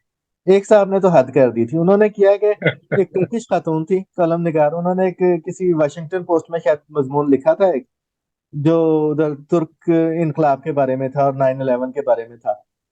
انہوں نے وہ مضمون، لڑکا تھا کوئی 20 سال کا، اس نے اپنے نام سے بھیج دیا. وہ دنیا نے ترجمہ کر کے چھاپا تھا، اس نے اس خاتون کے نام سے، وہ یعنی خاتون کی جگہ اپنا نام ڈال کے اس ترجمے کو اٹھایا ہمیں بھیج دیا کہ جب میں اس وقت ترکی میں ادھر اپنے تھا اور اس وقت ایسے ایسے ہوا. اس وقت تو بندہ پیدا بھی نہیں ہوا تھا جس کا وہ اپنی عینی شہادت دے رہا ہے. تو آپ نہیں بچا سکتے. ادھر جب آپ کے PhD کے آپ کے تھیسس آپ کے چوری ہو رہے ہیں، مقالے چوری ہو رہے ہیں، تو مضمون کی تو کوئی حیثیت نہیں.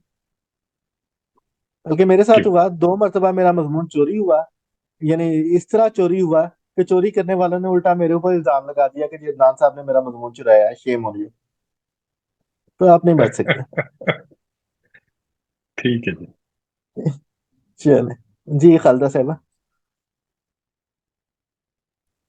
جی آپ بات کر رہے تھے اور میں اس بات پہ سوچ رہی تھی، جس طرح آپ ایک مضمون کو ابھی دیکھ رہے ہیں، تو ہم یہ ویسے آؤٹ آف انٹرسٹ جب بھی میں ہم سب پہ بھجواتی ہوں تو میرے ذہن میں یہ سوال ہوتا ہے کہ آپ کے پاس ہزاروں کی تعداد میں یہ مضمون آتے ہیں، اور آپ اکثر جب میں نے بھجوایا ہوتا ہے تو اگلے دن مجھے پتہ چل جاتا ہے کہ چھپ گیا ہے. تو کتنے لوگ اس کو پھر ریڈ کرتے ہیں؟ یہ تو بہت زیادہ کام ہوتا ہوگا کہ اس میں آپ ایڈیٹنگ یہ بھی نا کریں.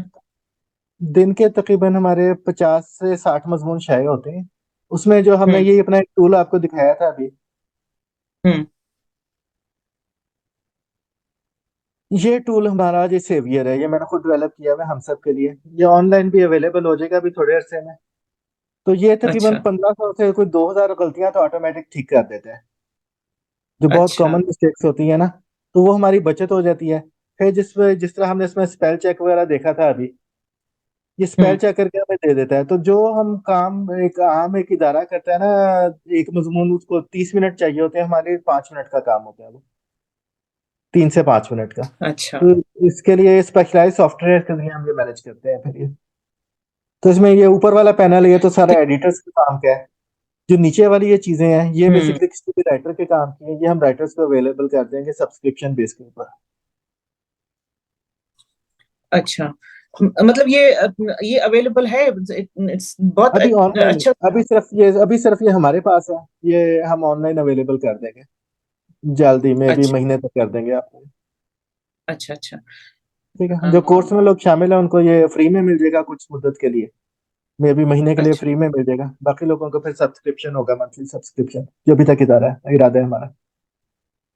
अच्छा, ठीक। एक और क्विक सवाल मेरा एक और है, वो ये है कि मेरे साथ ये हो चुका है कि मैंने एक मजमून लिखा और मैंने उसका एक टाइटल रखा था, और अगले दिन मजमून छप चुका था, लेकिन उसका टाइटल चेंज हुआ था और मुझे कुछ हमारा पता जो नहीं था। तकरीबन आखिरी लेक्चर होगा ना, वो टाइटल के बारे में होगा, कि टाइटल की क्या अहमियत है। इसमें ना जो बेसिकली ये प्रॉपर साइंस है, क्योंकि आप कह लें कि ये इनकम का जरिया है, जो हम्म ये टाइटल की साइंस है ना। कहते हैं कि सिर्फ ये गूगल वगैरह दूसरे जो एड से पैसे कमाते हैं, वो कहते हैं कि जो आपकी जो 80% रीडरशिप होती है, वो उन्वान से होती है, जिसपे आप 20% मेहनत करते हैं। तो हम्म आपके पास है, जैसे हम सब का मेन पेज खोलें, उसमें आपके 100 मजमून लगे हुए हैं फ्रंट पेज के ऊपर, होम पेज पर। उसमें से हम्म एक बंदे ने पढ़ने हैं 5 मजमून, वो 5 मजमून कैसे चूज करेगा? वो उन लोगों को देखेगा जिनको वो पढ़ता आ रहा है, जिनको कहते हैं हाँ हम्म। जी ये मुसन्निफ मुझे अच्छा है जी, मुझे अदनान सा पसंद है, मैं उनका मजमून खोलता हूँ, मुझे वजाहत सा पसंद है, मैं उनका खोलता हूँ, या जो भी इसकी पसंद है। ठीक है। एक तो तरीका ये हो गया, उसने तस्वीर से रिकग्नाइज किया, इसलिए हम तस्वीर भी जल्दी नहीं बदलना चाहते, कि तस्वीर से लोग रिकग्नाइज करते हैं कि इस पर मैंने क्लिक करना है, ये मेरा पसंदीदा ठीक है। मुसन्निफ। दूसरी चीज फिर आती है टाइटल, उन्वान क्या है। उन्वान को देख के लोग क्लिक करते हैं, उससे आपका मजमून पढ़ते हैं। 100 में से 5 अच्छे मजमून उठाने हैं, उसमें मुसन्निफ और टाइटल, ये दो फैक्टर बहुत अहम है। हम्म। तो जो हमारा अच्छा तजुर्बा है, जो अभी तक हमने सीखा है, उसके हिसाब से हम अपना, अगर मजमून हमें लगे कि हाँ जी कोई अच्छा मजमून है, किसी काबिल है, इसकी रीडरशिप बढ़ सकती है, तो हम उसका अनवान को चेंज करते हैं, जिससे लोग ज्यादा पढ़ सकें। तो वो आप वैसे राइटर को थोड़ा सा इन्फॉर्म करते हैं कि नहीं कि ये हमने इसको चेंज कर दिया? अमूमन हम नहीं करते, क्योंकि जब आपका शाये हो जाता है ना, उसको तो आपको ईमेल चली जाती है कि शाये हो गया आपको। अगर हम हाँ डिस्कशन करने लग गए ना, हम इतना काम मैनेज नहीं कर सकते, हमारा प्रॉब्लम ये है। अखबार ने ना हाँ दिन के 8 कॉलम शाये करने हैं मैक्सिमम, वो हर एक से हाँ, सही। डिस्कशन कर सकते हैं, हम लोग नहीं कर सकते। अच्छा अब फिर और इसमें ना एक चीज देखें, हमारा हमने बेसिकली सिटीजन जर्नलिज्म पोर्टल है, तो हाँ हमारे पास ना, ठीक है, जो तजुर्बाकार लोग हैं वो तो ये चीज को समझते हैं। अखबारों में भी आपके उन्वान चेंज होते हैं कॉलम के, लेकिन वो आमतौर पर हम्म। डिस्कशन कर लेते हैं, मुसन्निफ को कर्टसी कॉल कर देते हैं। उन्होंने ठीक 8 है। बंदे हैंडल करने हैं और 2 का मजमून उन्होंने उन्वान चेंज करने होंगे से, हमारे लिए हम्म। पॉसिबल नहीं होता है। अच्छा, नहीं ठीक है, एक्सेप्टेबल है वो, जहां तक आप बिल्कुल नहीं चेंज करते और थोड़ा सा आगे पीछे कर देते हैं तो उसमें कोई मसला नहीं होता। लेकिन मेरा हुआ था और मुझे अजीब सा लगा था कि अच्छा मैंने तो कुछ और उन्वान से भिजवाया था। बहरहाल मजमून शाया हुआ था। एक और इससे मिलता जुलता सवाल वो ये है कि ये जो हम कहते हैं ना कि मतलब मेरी तहरीर आ गई थी, फिर अगले दिन वो मुंतखब तहरीरों में थी, तो ये बेस्ड ऑन व्यूअरशिप के कितने लोगों ने उसको पढ़ा है बेस्ड उस ऑन, पे है या? हाँ, जब मुंतखब में जाते हैं व्यूअरशिप की बेस पे जाते हैं, कितने उसका व्यू काउंट किया है, उसके हिसाब से जाते हैं। जो मतलब सबसे इट्स नीचे हमारे पास आता है ना, लेफ्ट के कॉलम में मकबूल तरीन, वो सिस्टम जनरेटेड होता है, वो भी व्यूज की बेस के ऊपर होता है, कि अच्छा। पिछले 48 आवर्स के अंदर कितने लोगों ने वो मजमून पढ़ा है, उसके हिसाब से वो रैंकिंग सिस्टम करता है। जो मुंतखब है उसकी रैंकिंग हम खुद करते हैं, कुछ मजामीन को हम मार्क करते हैं कि ये मुंतखब में होंगे, और वो बेसिक उनका मेन चीज वो होती है कि कितने लोगों ने उसको व्यू किया है। जो ठीक है। मुंतखब में जाते हैं ना, ये सिस्टम ना ऑटोमेटिक उनको रीशेयर भी करता रहता है अगले सालों में। फेसबुक पे भी पहले हाँ करता था, पाबंदियां लगी हुई फेसबुक पे, हम नहीं कर सकते। ट्विटर के ऊपर वो करता रहता है उनको रीट्वीट, जो मुंतखब में चले गए। ठीक है। ठीक है, मतलब ये कि ज्यादातर वो सिस्टम ही जनरेट करता है बेस्ड ऑन व्यूअरशिप। मुंतखब को हम खुद करते हैं मैनुअली, अगर हम कहीं मसरूफ हों, ज्यादा काम बहुत ज्यादा हो, फिर हम इसमें कोताही भी करते हैं कुछ मुंतखब में सिलेक्ट करने में, कई दफा रह भी जाते हैं जब हम बहुत बुरी तरह फंसे हुए हैं काम में। अमूमन हम हम्म। कर देते हैं, जो मकबूल ठीक है। तरीन है वो सिस्टम करता है मैनेज सारा। ठीक है। ठीक है। Thank you. अच्छा, किसी और का हाथ रेस था, कोई और सवाल? खत्म, चले आज का लेक्चर खत्म करें, तो फिर आगे देखते हैं। इसका मैं ग्रुप बना दूंगा जी, बस। अच्छा, काकर साहब, मैं अगर ये कंप्यूटर पे जो टाइप करना भूल जाऊं, मेरे पास गूगल नोट्स हैं, अगर मैं उस पे लिखूं या वो जो मेरे 2 अकाउंट हैं इसके व्हाट्सएप के, तो मैं उस पे टाइप करके भेज दूं, तो वो कैसा है? मेरे लिए थोड़ी आसानी है। वो हमारे लिए सबसे ज्यादा आसान है। आप कहीं भी टाइप करें, कॉपी पेस्ट करें ईमेल में, ईमेल हमें भेज दें, हमारे लिए सबसे ज्यादा आसान वो ही है। आप इन पेज वगैरह ओके। करते हैं, हमारे लिए वो ज्यादा मुश्किल होता है, हमने पहले इन पेज से कन्वर्ट करना होता है, फिर हम उसको करते हैं। ईमेल में डायरेक्ट टेक्स्ट है तो हमारे लिए सबसे आसान है। लो आपने जी, लेकिन आज से। अपने पुराने मजमून का लिंक भी आपने साथ भेजना है, वो लाजमी अच्छा, थैंक यू। आज से मेरे लिए आपने काम आसान कर दिए, है। शुक्रिया। जी कामरान।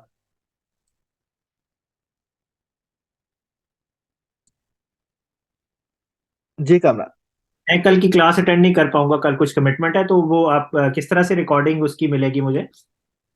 आप ना सब लोग मुझे ना अपना, मैं उधर ग्रुप में मैसेज डाल दूंगा, मुझे जीमेल का एड्रेस अपना दे दें सारे लोग, तो हम इसको यूट्यूब पे डालेंगे आज के लेक्चर को। कल डालेंगे या परसों डालेंगे। और वो फिर आपको ना जिन लोगों का वो रजिस्टर्ड ईमेल होगी उससे आपने यूट्यूब पे लॉगिन होना है उसी ईमेल से, और उस फिर आप वो वीडियो को एक्सेस कर सकेंगे लेक्चर्स की। अच्छा, ठीक है। ठीक है, यूट्यूब पे लॉगिन की ऑप्शन होती है ना हमारे पास, उधर आप अपने जीमेल की वो ईमेल दे के उसके अंदर लॉगिन हो सकते हैं। उससे आपने लॉगिन होना है गूगल के अकाउंट से, और आपको फिर उसकी एक्सेस मिल जाएगी वीडियो की। यूट्यूब का जो हमारा नॉर्मली हम जीमेल अपने गूगल वाले अकाउंट से लॉगिन होते हैं, उसी से लॉगिन होंगे तो हम देख हाँ सकेंगे उसी से उसको, है ना? लॉगिन होंगे आप, आपको उसकी एक्सेस मिल जाएगी फिर वीडियो की। लेकिन आपने मुझे ठीक। इधर व्हाट्सएप के ग्रुप में अपना जीमेल वाला अकाउंट आपने सबने देना है अपना एड्रेस, ताकि आपको एक्सेस में दे सकूँ। और कल भी इसी वक्त 7 बजे ही है? कल भी 7 बजे, क्योंकि हमारा कल इतवार के दिन हमारे 2 लेक्चर होते हैं, दूसरा शॉर्ट स्टोरी का वो 9 बजे होगा, तो 7 बजे हम ये करेंगे, फिर शॉर्ट स्टोरी वाले में करना है मैंने। ठीक। जी खालदा। जी, अभी आपने चैट में एक दो लिंक्स डाली डाली थी, तो जब आप बात कर रहे थे तो मैंने एक लिंक पे क्लिक किया, उसको मैं देखना चाह रही थी। मेरे ख्याल में एक वो डिक्शनरी टाइप का वो है, हाँ एंड इट वाज बिल्कुल। Saying the link work. एक ये मिनट चैट मैडम, में लिंक को काम करना चाहिए जनाब। मैंने दोबारा डाला है udp.gov.pk। udp.org.pk, इस पे मैंने क्लिक किया ना नहीं तो नहीं, डॉट वो, जीओवी है, जीओवी। अच्छा, तो वो आपने ऊपर जो डाला है, मतलब मैंने आप ही के लिखे हुए पे क्लिक किया था। अच्छा, वो ठीक मैंने है। वो मैंने मैं अपनी याददाश्त से टाइप किया था, इसलिए मैं कहता हूँ ना कि रेफरेंस बहुत जरूरी है। जो भी आप लिखें हाँ, उसको आपने फाइनल करने से पहले रेफरेंस आपने जरूर देखना है उसका। अभी तो मैंने याददाश्त के ये, सारे मैंने किया और ये मैंने ब्लेंडर कह दिया। ओके, ओके, हाँ, अब आ गया। ठीक है, ठीक है, थैंक यू। इसमें ना जो ये आपकी उर्दू डिक्शनरी बोर्ड की है, ये इसकी कोई 26 से ज्यादा जिल्दों पर मुश्तमिल है इसकी जो लुगत है। और इसमें आपको लफ्ज की तलफ़ुज़ भी मिल जाता है रिकॉर्डिंग के साथ, बेशतर अल्फाज के तलफ़ुज़ भी है, तो एक बहुत अच्छा रिसोर्स है ये। That's so good, thank you so much for sharing. ये इस तरह की चीजें आप हमारे साथ शेयर करें, ये जो हम प्रिमिटिव राइटर्स होते हैं। मैं वो वाली हूँ जो, मेरी तो 3 जुबानें हैं, तो वो 3 जुबानों का एक मलगूबा सा है, तो बाज अल्फाज मुझे नहीं आते। मैं ओरिजिनली पश्तो स्पीकर हूँ, फिर मैं उर्दू में लिखती हूँ, और इंग्लिश को बहुत ज्यादा एक्सपोजर है, मैं कनाडा में होती हूँ, तो वो चीजें बड़ी वो हो जाती है। तो ये डिक्शनरी और इस तरह की का वो जो है ना, इट्स अ बिग रिसोर्स।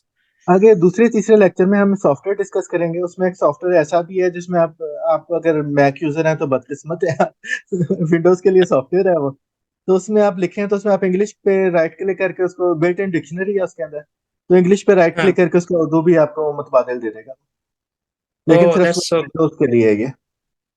अच्छा, नहीं, ठीक है, विंडोज है हमारे पास, बस तो ये आप अगले लेक्चर में, तीसरे लेक्चर में आपकी हमारे साथ शेयर करने वाले हैं ना? हाँ हमारे दूसरे या तीसरे लेक्चर में होगा जब हम सॉफ्टवेयर डिस्कस करेंगे, और मेरे जहन में ठीक नहीं है है, कि दूसरे लेक्चर में या तीसरे में। जो, कोई बात नहीं, लेकिन एज लॉन्ग एज वो शेयर होंगे तो। हाँ वो हम सॉफ्टवेयर डिस्कस करेंगे। हमारा लेक्चर होगा पूरा कि उर्दू के सॉफ्टवेयर कौन से हैं जो हम इस्तेमाल कर सकते हैं। पंक्चुएशन हमारे लिए बहुत बड़ा मसला होती है, बहुत कम लोगों को उसका इल्म है, उसको डिस्कस हम्म, करेंगे। इस टाइप की चीजें होंगी हमारे लिए, तो अच्छा, कुछ लोगों के लिए ठीक। वो अच्छा लेक्चर होगा, कुछ के लिए बहुत बोरिंग होगा। नहीं, आज के लेक्चर पे बेस तो ऐसा लग रहा है कि बहुत अच्छा होगा, क्योंकि हमने बड़े प्रैक्टिकल सवाल पूछे आपसे ना। ये वो वाले सवाल होते हैं जिनके जवाब सिर्फ आप ही दे सकते हैं, जो मतलब हमारे आस पास में आप किसी से पूछ लें तो आपको जवाब नहीं मिलता इतना, जब आप लोग उसको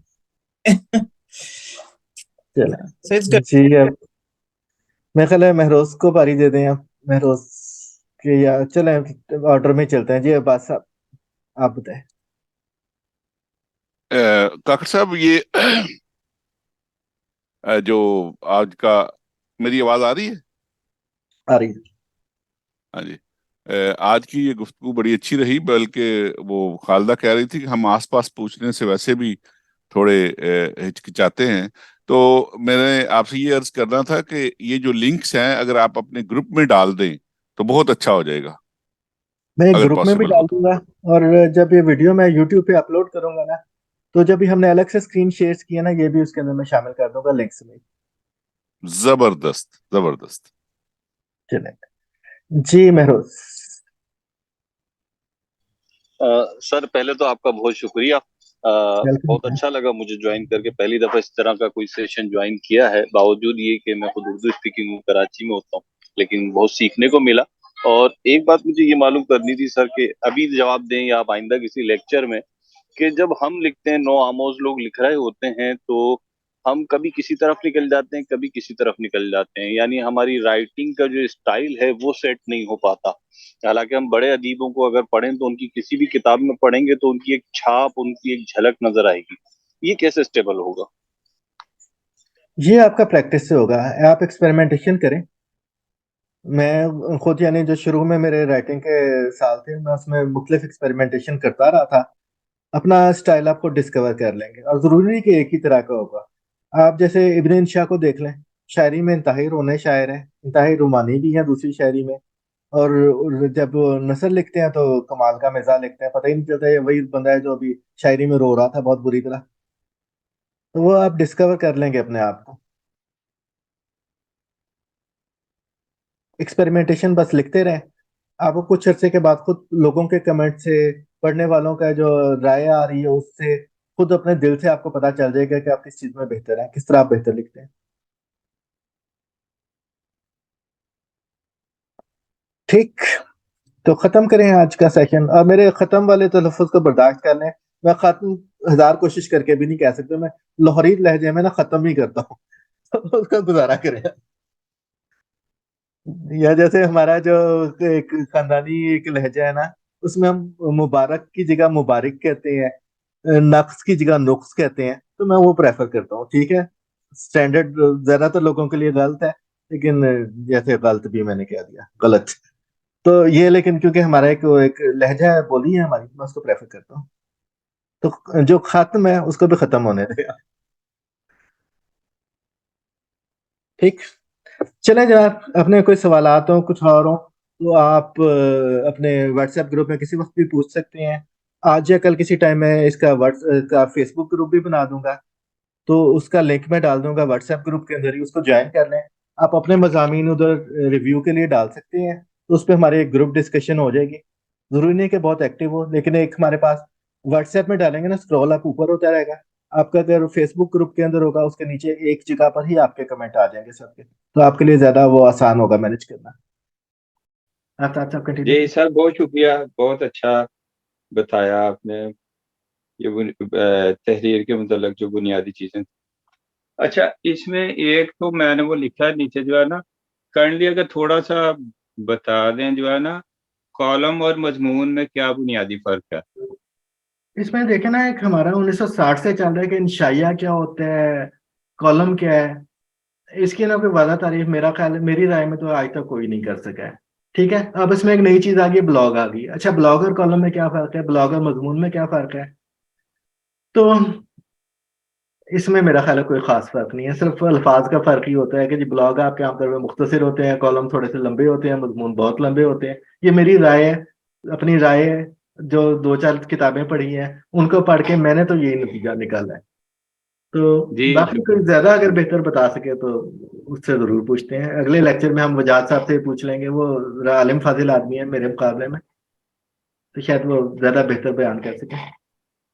जी बहुत शुक्रिया। और दूसरी एक छोटी सी बात ये थी, आपने जिस तरह वो बात की जुवैद चौधरी साहब की और असलूब की, کہ ہر بندہ وہ ایک اپنا بعد میں جو ہے اپنا جس کو کہتے ہیں صاحب اسلوب ہو گیا، اور اس طرح سے جو کیا اس طرح سے نہیں ہے کہ ہر تحریر جو ہے اس کا اپنا ایک اسلوب ہونا چاہیے بجائے اس کے کہ جو رائٹر ہے اس کا اسلوب ہونا چاہیے؟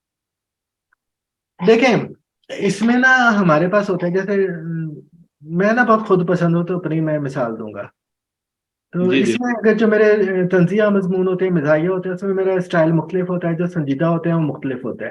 لیکن دونوں میں ہی آپ دیکھیں میرے سنجیدہ مضامین کا ایک الگ اسٹائل ہے، آپ کافی حد تک یعنی کہہ سکتے ہیں کہ پہچانا جاتا ہے، اور تنزیہ مزاحیہ کا تو میرا خیال ہے یقینی طور پہ پہچانا جاتا ہے.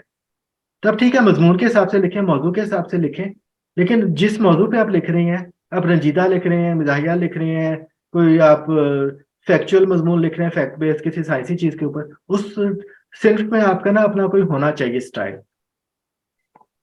ابن انشا کو ہم لے لیتے ہیں. ابن انشا کی اب شاعری پڑھیں، بندہ کہتا ہے کہ یار اس سے زیادہ رونی چیز کسی نے نہیں لکھی ہے، اس سے زیادہ رومانٹک کسی نے نہیں لکھی. اور آپ ان کی نثر پڑھیں تو آپ کہیں گے یار اس سے زیادہ مزاحیہ اچھا تو کوئی لکھتا ہی نہیں ہے. یعنی انشا جی کا کاٹا تو سوتے میں بھی مسکراتا ہے. تو جو بھی آپ لکھ رہے ہیں ٹھیک ہے، مضمون کے حساب سے اسٹائل ہوتا ہے، لیکن جو بھی آپ جس طریقے کا مضمون بھی لکھ رہے ہیں، جس صنف میں بھی لکھ رہے ہیں، اس کے لیے اسٹائل ڈیولپ کرنے کی کوشش کریں. ہاں جی، سوال پھر میں چیٹ سے شروع کر دوں. بہت سارے سلام ہیں. وعلیکم السلام سب کو. اچھا، لوگوں کے کمنٹ کو ڈیلیٹ کرنے کے بارے میں کیا خیال ہے؟ جیسے مجھے کسی کا کمنٹ پسند نہیں آیا. اس میں بات وہی ہے کہ آپ کی کھال موٹی ہونی چاہیے. جب آپ لکھ رہے ہیں نا، آپ جتنے مشہور ہوں گے اتنے گندے کمنٹ ملیں گے. مجھے یاد ہے کہ جاوید چودھری کی وال تھی، پہلے کافی ایکٹیو تھے اپنی وال پہ فیس بک کے پیج کے اوپر، اور وہ بہت یعنی کسی کے خلاف نہیں لکھتے ہیں عموماً. وہ ان کی بس کہانیاں ہوتی ہیں، داستان گوئے ہیں، قصے سناتے ہیں. ان کی اتنے گندے گندے گالیوں والے کمنٹس ہوتے تھے ان کے پیج پہ، بندہ کہہ نہیں سکتا کچھ بھی. اب بندہ کتنے کو ڈیلیٹ کرے گا؟ ٹھیک ہے پیج سے بلاک کر دیں، لیکن اب ٹھیک ہے آپ نے گالیاں، ننگی گالیاں ڈیلیٹ کر دیں، منفی کمنٹ تو ہیں آپ نے، وہ تو رہیں گے آپ کے. تو ان کو برداشت کرنا سیکھیں کہ بالکل ہی گالیاں دے رہا تو اس کو ٹھیک ہے آپ وہ ڈیلیٹ کریں یا کچھ اور کریں، ورنہ برداشت کریں. برداشت کرنا بہت ضروری ہے آپ نے پبلک لائف میں آنا ہے تو. اچھا، کالم اور مضمون میں کیا فرق ہے؟ یہ تو ہم وجاہت صاحب کے سر پہ ڈال چکے ہیں. کسی نے اگر وائس میں سوال پوچھنا ہے پوچھ لیں، میں سن رہا ہوں ابھی. السلام علیکم.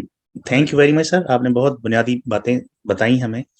اچھا سر، میں ایک چیز جو کافی عرصے سے فیل کر رہا ہوں کہ جو ریڈنگ ہے میری، میں اس کو فاسٹ کرنا چاہتا ہوں. اگر میں بک پڑھ رہا ہوں، کوئی آرٹیکل پڑھ رہا ہوں، ٹائم ڈیفینیٹلی ہم سب کے پاس بہت کم ہوتا ہے. تو یہ میرا کویشچن ہے، اس کو میں کیسے فاسٹ کر سکتا ہوں؟ ایک تو نا آپ کو نا اینڈرائڈ کے اوپر نا، میرا خیال ہے آئی فون کے اوپر بھی نا ایک اسپیڈ ریڈنگ کی اپلیکیشن مل جاتی ہے. اس میں جو ہماری ریڈنگ میں ٹائم لگتا ہے سب سے زیادہ کس میں لگتا ہے؟ اس میں ہمارا لگتا ہے کہ جب ہم اپنے جو یہ دیدے ہیں نا آئی پیپلس، جب ان کو ہم دائیں بائیں گھماتے ہیں نا جملہ پڑھنے کے لیے، لفظ کا تعقب ہم کرتے ہیں، اس میں ہمارا سب سے زیادہ ٹائم لگتا ہے. تو وہ اپلیکیشن کرتی ہے کہ ایک نقطے کے اوپر آپ کو نا سارے الفاظ وہ اسکرولنگ کرتی رہتی ہے، اس نقطے پہ آپ کو دکھاتی رہتی ہے. تو وہ کلیم کرتے ہیں کہ ہم آپ کے نا کہ 200-300-400 الفاظ پر منٹ کی آپ کی سپیڈ کر دیں گے، اس سے بھی زیادہ. خیر وہ بتاتے ہیں. ایک تو یہ طریقہ ہے. دوسرے، آپ اپنے جو ڈیوائس ہے نا اس کی اسکرین کی چوڑائی کم رکھیں. موبائل پہ آپ کی جو ریڈنگ سپیڈ ہے نا وہ زیادہ ہوگی، کمپیوٹر کے اوپر کم ہوگی. اور سپیڈ ریڈنگ کے آپ کو نا یوٹیوب پہ لیسنس بھی مل جائیں گے، اور آپ کو نا کتابیں بھی اس پہ مل جاتی ہیں، کتابیں مضامین. تو سپیڈ ریڈنگ کو آپ ذرا گوگل کر لیں، آپ کو ہو جائے گا، اس میں طریقہ آپ سیکھ لیں گے. آپ نے آنکھوں کی موومنٹ کم سے کم رکھنی ہوتی ہے، یہ بیسیکلی آپ کا کی اسٹریٹجی ہے. پھر اس میں ایک اور چیز بھی ہوتی ہے کہ سپیڈ ریڈنگ میں نا آپ کی ورڈز ہیں نا ان کو سرچ کرتے ہیں. آپ کے گھر سامنے ایک پیراگراف آ گیا، ایک نظر میں آپ نے جتنا دیکھ لیا اس میں کی ورڈز کو آپ پک کریں، تو جو اہم الفاظ ہیں وہ کون کون سے ہیں ان کو دیکھیں. تو اس سے آپ کافی حد تک جو مضمون ہے نا اس کا خلاصہ آپ جان لیتے ہیں.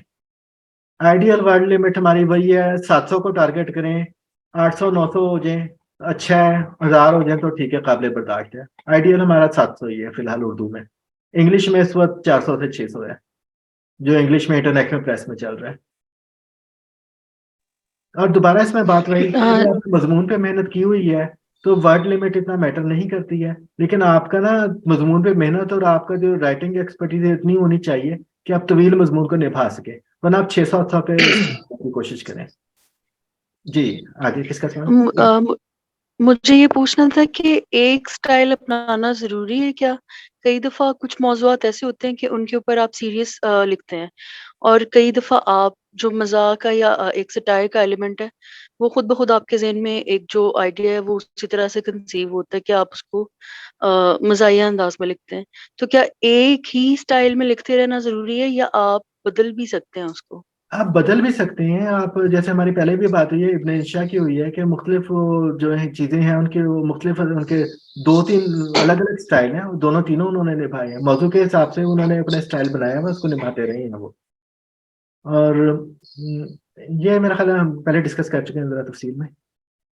جی میرا ایک سوال ہے، میں یہ پوچھنا چاہ رہا ہوں کہ یونیکوڈ میں ہی چل جاتے ہیں مضمون یا آپ کو اس میں لکھنا ضروری ہے ان پیج وغیرہ میں؟ ہمارے لیے جو سب سے آسان ہے نا ہمارے لیے یونیکوڈ ہے. اگر ای میل کے اندر آپ کا مضمون ہے نا ہمارے لیے مزے ہو جاتے ہیں ہمارے. ٹھیک ہے، ان پیج ہم برداشت کر لیتے ہیں، ورڈ بھی ہم برداشت کر لیتے ہیں. ہمارا سب سے زیادہ ٹائم بچتا ہے اگر ای میل کے اندر ہی مضمون موجود ہو تو. ٹھیک ہے، صحیح ہے. اچھا ایک ایسی ارریلیونٹ سا کامنٹ ہے، وہ مرزا فرت اللہ بیگ کا وہ مضمون ہے ڈپٹی نذیر احمد کے بارے میں. وہ ان کے کمرے کا پورا نقشہ دکھاتے ہیں تو کیسے بیٹھتے ہیں کیسے وہ ہوتے ہیں. تو سر ظفر سے بھی میں نے کورس لیا تو وہ ان کے بھی کمرے کا پورا نقشہ نظر آتا ہے. تو آپ نے وہ بلر کیا ہوا ہے اپنا بیک گراؤنڈ، تو ویسے ہی بس میرے پیچھے پردے لگے ہوئے ہیں. پہلے میں سوچا تھا کہ میں معتبر بننے کے لیے نا ایک اسٹوڈیو کی اسکرین لگا لوں، پھر میں نے کہا کہ چلو چھوڑو میں یہ کر کے کر دیتا ہوں. پردے تھوڑے سے رنگین ہے تو اس میں ڈسٹریکشن ہوگی، میں نے صرف خود کو نمایاں کرنے کے لیے بلر کیا ہوا. کمرے کا نقشہ آپ نہیں دیکھ سکیں گے، جو بھی گن مارا ہوا ہے میں نے کمپیوٹر کے پیچھے مارا ہوا ہے، کمپیوٹر کے سامنے صفائی ہے دیوار ہے. ٹھیک ہے. نہیں مظفر عمران صاحب وہ غالب سے لگتے تھے جو آپ کے ہیں نا بیسیکلی. اس میں ہماری جب رائٹنگ سٹائل پہ ہم آگے جائیں گے نا، اس میں ایک چیز ہوتی ہے الفاظ سے تصویر کشی. جو آپ نے اس کی بات کی ہے نا ڈپٹی نذیر احمد کے کمرے کی، وہ الفاظ سے تصویر کشی ہے کہ آپ ایسا لکھیں کہ اگلے کے ذہن میں پورا منظر ابھر آئے. وہ آگے جا کے ہم کورس میں ڈسکس کریں گے اس چیز کو. ہاں جی پوچھیں. جی اتفاق سے مجھے یہاں پر ایئرپورٹ پہ ٹرانزٹ میں ٹائم مل گیا تو میں نے کلاس اٹینڈ کر لی. سر میں یہ پوچھنا چاہ رہی تھی کہ کیا ہم جیسے ہم سب کے لیے میں نے کچھ کالم لکھے، تو کیا ہم اس میں اپنا سفر نامہ بھی یا اس طرح کی جو چیزیں تجربات ہیں، میں ایئر لائن میں 26 سال رہی ہوں، تو کیا ہم وہ تجربات بھی لکھ کے بھیج سکتے ہیں؟ آپ نے خاور جمال کو پڑھا ہے؟ ہم سب پہ جی لکھتے وہ ہیں میرے کلیگ ہیں. جی میرے ہاں تو کلیگ ہیں. بالکل وہ دیکھیں انہوں نے کتنے مزے کی چیزیں لکھی ہوئی ہیں. آپ کے جو ایکسپیرینس ہے ہر بندے کے نا جو خاص طور پہ سفر کرتے ہیں ان کے تجربات مختلف ہوتے ہیں اور بہت دلچسپ ہوتے ہیں، ضرور لکھیں ان پہ. جی ٹھیک ہے، بہتر. بس میں آگے پھر بھی بات خاور سٹائل جمال. کی آ جاتی ہے. جیسے خاور جمال کا ایک سٹائل ہے وہ ایک انداز میں لے کے چلتے ہیں، آپ کا بھی ضرور ہوگا، آپ بھی اس کو لے کے چلیں گے چاہے سنجیدہ ہو یا مزاحیہ ہو. جی بالکل صحیح کہہ رہے ہیں. بس میں نے کہا کیونکہ ان کا شاید وہ ڈان نیوز میں لکھ رہے ہیں، اور تو میں نے کہا میں ہم سب میں لکھ سکتی ہوں، یعنی کیونکہ میں ہم سب میں ہی کالم میں نے 4-5 میرے چھپے ہیں، زیادہ نہیں. ابھی لکھنا شروع کیا ہے میں نے بلاگ. ہاں آپ ضرور لکھیں، وہ ہم سب اور ڈان دونوں پہ لکھتے ہیں خبر جو ہے، تو اس میں آپ ضرور لکھیں. اس میں بس جو ہمارے سفر ناموں میں جو عام طور پہ لوگ لکھتے ہیں نا، جیسے شمال میں چلے گئے، کسی جگہ چلے گئے، فلاں جگہ گیا، ادھر جا کے مجھے فلاں بندہ ملا، اس کے ساتھ میں نے بیٹھ کے کھانا کھایا، پھر میں ادھر چائے پی، بڑا مزہ آیا، اس کے بعد میں آگے چلا گیا، ادھر جا کے میں دوبارہ چائے پی اور مزہ آیا. یہ بالکل یعنی آپ کہہ لیں گے میری رائے میں جو کہ غلط ہو سکتی ہے، بیکار ہوتے ہیں یہ مضمون. اس میں پڑھنے والے کے لیے دلچسپی کی کیا چیز ہے؟ آپ نے چائے پی، کھانا کھایا، بہت اچھی بات ہے. یا تو فوڈ بلاگنگ کر رہے ہیں پھر تو ٹھیک ہے بتائیں، پھر کھانا آپ کا فوکس ہے. سفر نامہ آپ لکھ رہے ہیں تو سفر کے بارے میں لکھیں، اپنے تجربات نہیں وہ تو محسوسات پھر آپ اس کا کے بارے میں. کلچر ہے، اپنے محسوسات. جی بالکل میں سمجھ گئی. اس میں بہت ساری چیزیں آ جاتی ہیں، بہت بڑا کینوس ہے یہ تو ایئر لائن کے حساب سے اگر دیکھا جائے تو پوری دنیا گھومتے ہیں آپ تو بہت کچھ لکھ سکتے ہیں.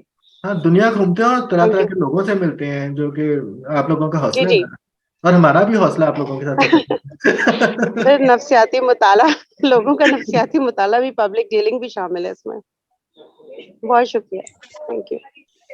اچھا سر میرا یہ کویشچن ہے کہ میں اگر جب لکھتا ہوں تو پروف ریڈنگ میں میرا کہا کہ اس طرح کے رہ جاتے ہیں ہمیشہ کہ وہ ٹائم بھی کم ہوتا ہے، اس کے بعد دوسرے تیسرے دن بائی چانس نظر پڑ جائے اس میں یہ بلنڈر ہوتے ہیں. تو اس کو کیسے کیا جا سکتا ہے پروف ریڈنگ میں یہ چیزیں جو ہے نا مس نہ ریڈنگ ہے نا اس جگہ پہ نا جو آگے ایڈیٹر کا ہم رول ڈسکس کریں گے نا، ایڈیٹر کا رول یہی آتا ہے. کسی جو باہر گورے مصنف کرتے ہیں وہ تو کہتے ہیں کہ انہوں نے نا ایک اپنے گروپ بنائے ہوئے ہوتے ہیں، لوگوں کو تحریر اپنی شیئر کرواتے ہیں، ہاں جی میں نے یہ ناول لکھا ہے، اس کے لیے مجھے ایک ریڈر چاہیے، بیٹا ریڈر اس کو کہتے ہیں، تو کوئی پڑھ دے اس کو، کوئی نہ کوئی اس کو مل بھی جاتا ہے۔ امداد باہمی سے کام چلتا ہے، ہم پاکستان میں رہتے ہیں، آپ ادھر امداد باہمی کروائیں گے، دوسرا بندہ آپ کا مضمون اپنے نام سے چھاپ دے گا انشاءاللہ، تو ادھر وہ پاسبل نہیں ہے۔ تو اس میں پھر جو پروف ریڈرز کی جو ٹیکنیک ہوتی ہے پروفیشنل کی، وہ یہ ہوتی ہے کہ وہ نا لفظ کو نا شروع سے آخر تک نہیں پڑھتے، مضمون کو آخر سے شروع تک پڑھتے ہیں۔ آپ جملے کا پہلا لفظ پہلے پڑھیں، یہ جو آخری لفظ ہے پہلے پڑھیں، اس سے پچھلا پھر پیچھے چلتے جائیں، آپ زیڈ سے لے کے اے تک جائیں، اے سے لے کے زیڈ تک نہ جائیں۔ اس میں آپ کی نا اسپیلنگ مسٹیک بھی ملتی ہیں اور دوسری غلطیاں بھی آپ کو نظر آئیں گی۔ یہ پروفیشنل پروف ریڈر کا طریقہ یہ ہوتا ہے، اور بہت صبر آزمائے، میں یہ نہیں کر سکتا، میں آپ کو نصیحت کر رہا ہوں، میں خود یہ نہیں کرتا ہوں۔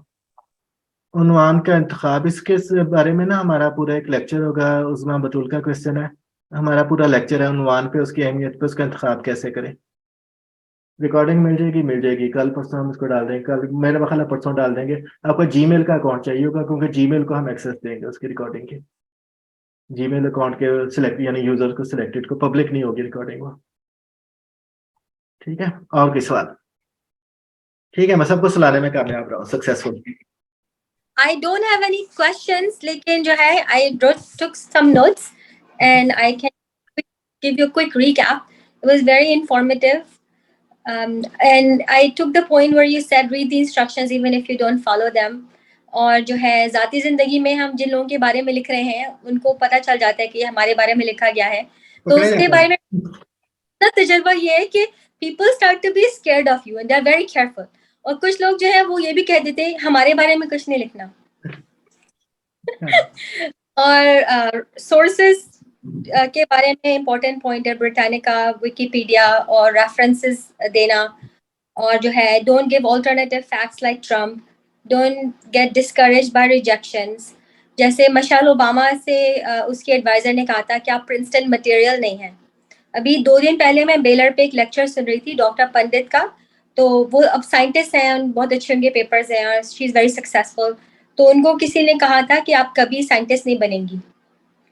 تو جو ہے، اور وہ بھی صحیح بات ہے، آپ شروع میں لکھنا شروع کرتے ہیں اور اگر آپ کو ریجیکشن ملے تو آپ اتنے ڈسکریج ہو جائیں گے، یو گیو اپ، لیکن یہ کہ we should keep doing what we are doing, especially if you have something to tell. اور پروف ریڈ کرنے کے بارے میں I had the exact same point کہ گروپ بنا لیں، اس گروپ میں اتنے سارے لوگ ہیں جو لکھنا چاہ رہے ہیں، تو آپ لوگ مل کے گروپ بنا سکتے ہیں کہ میں نے کچھ لکھا تو 2 لوگ پڑھ کے بتا دیں کہ آپ کے خیال میں یہ ٹھیک ہے یا نہیں۔ میں نے خود بھی کئی بار کوشش کی ہے کہ کچھ لکھا ہو تو میں کسی کو بھیج کے کہوں کہ آپ میرا پروف ریڈ کر دیں، اور some other writers help me, جیسے doctor Tahira Kazmi looked at a couple of papers, doctor Sohail gave me some feedback.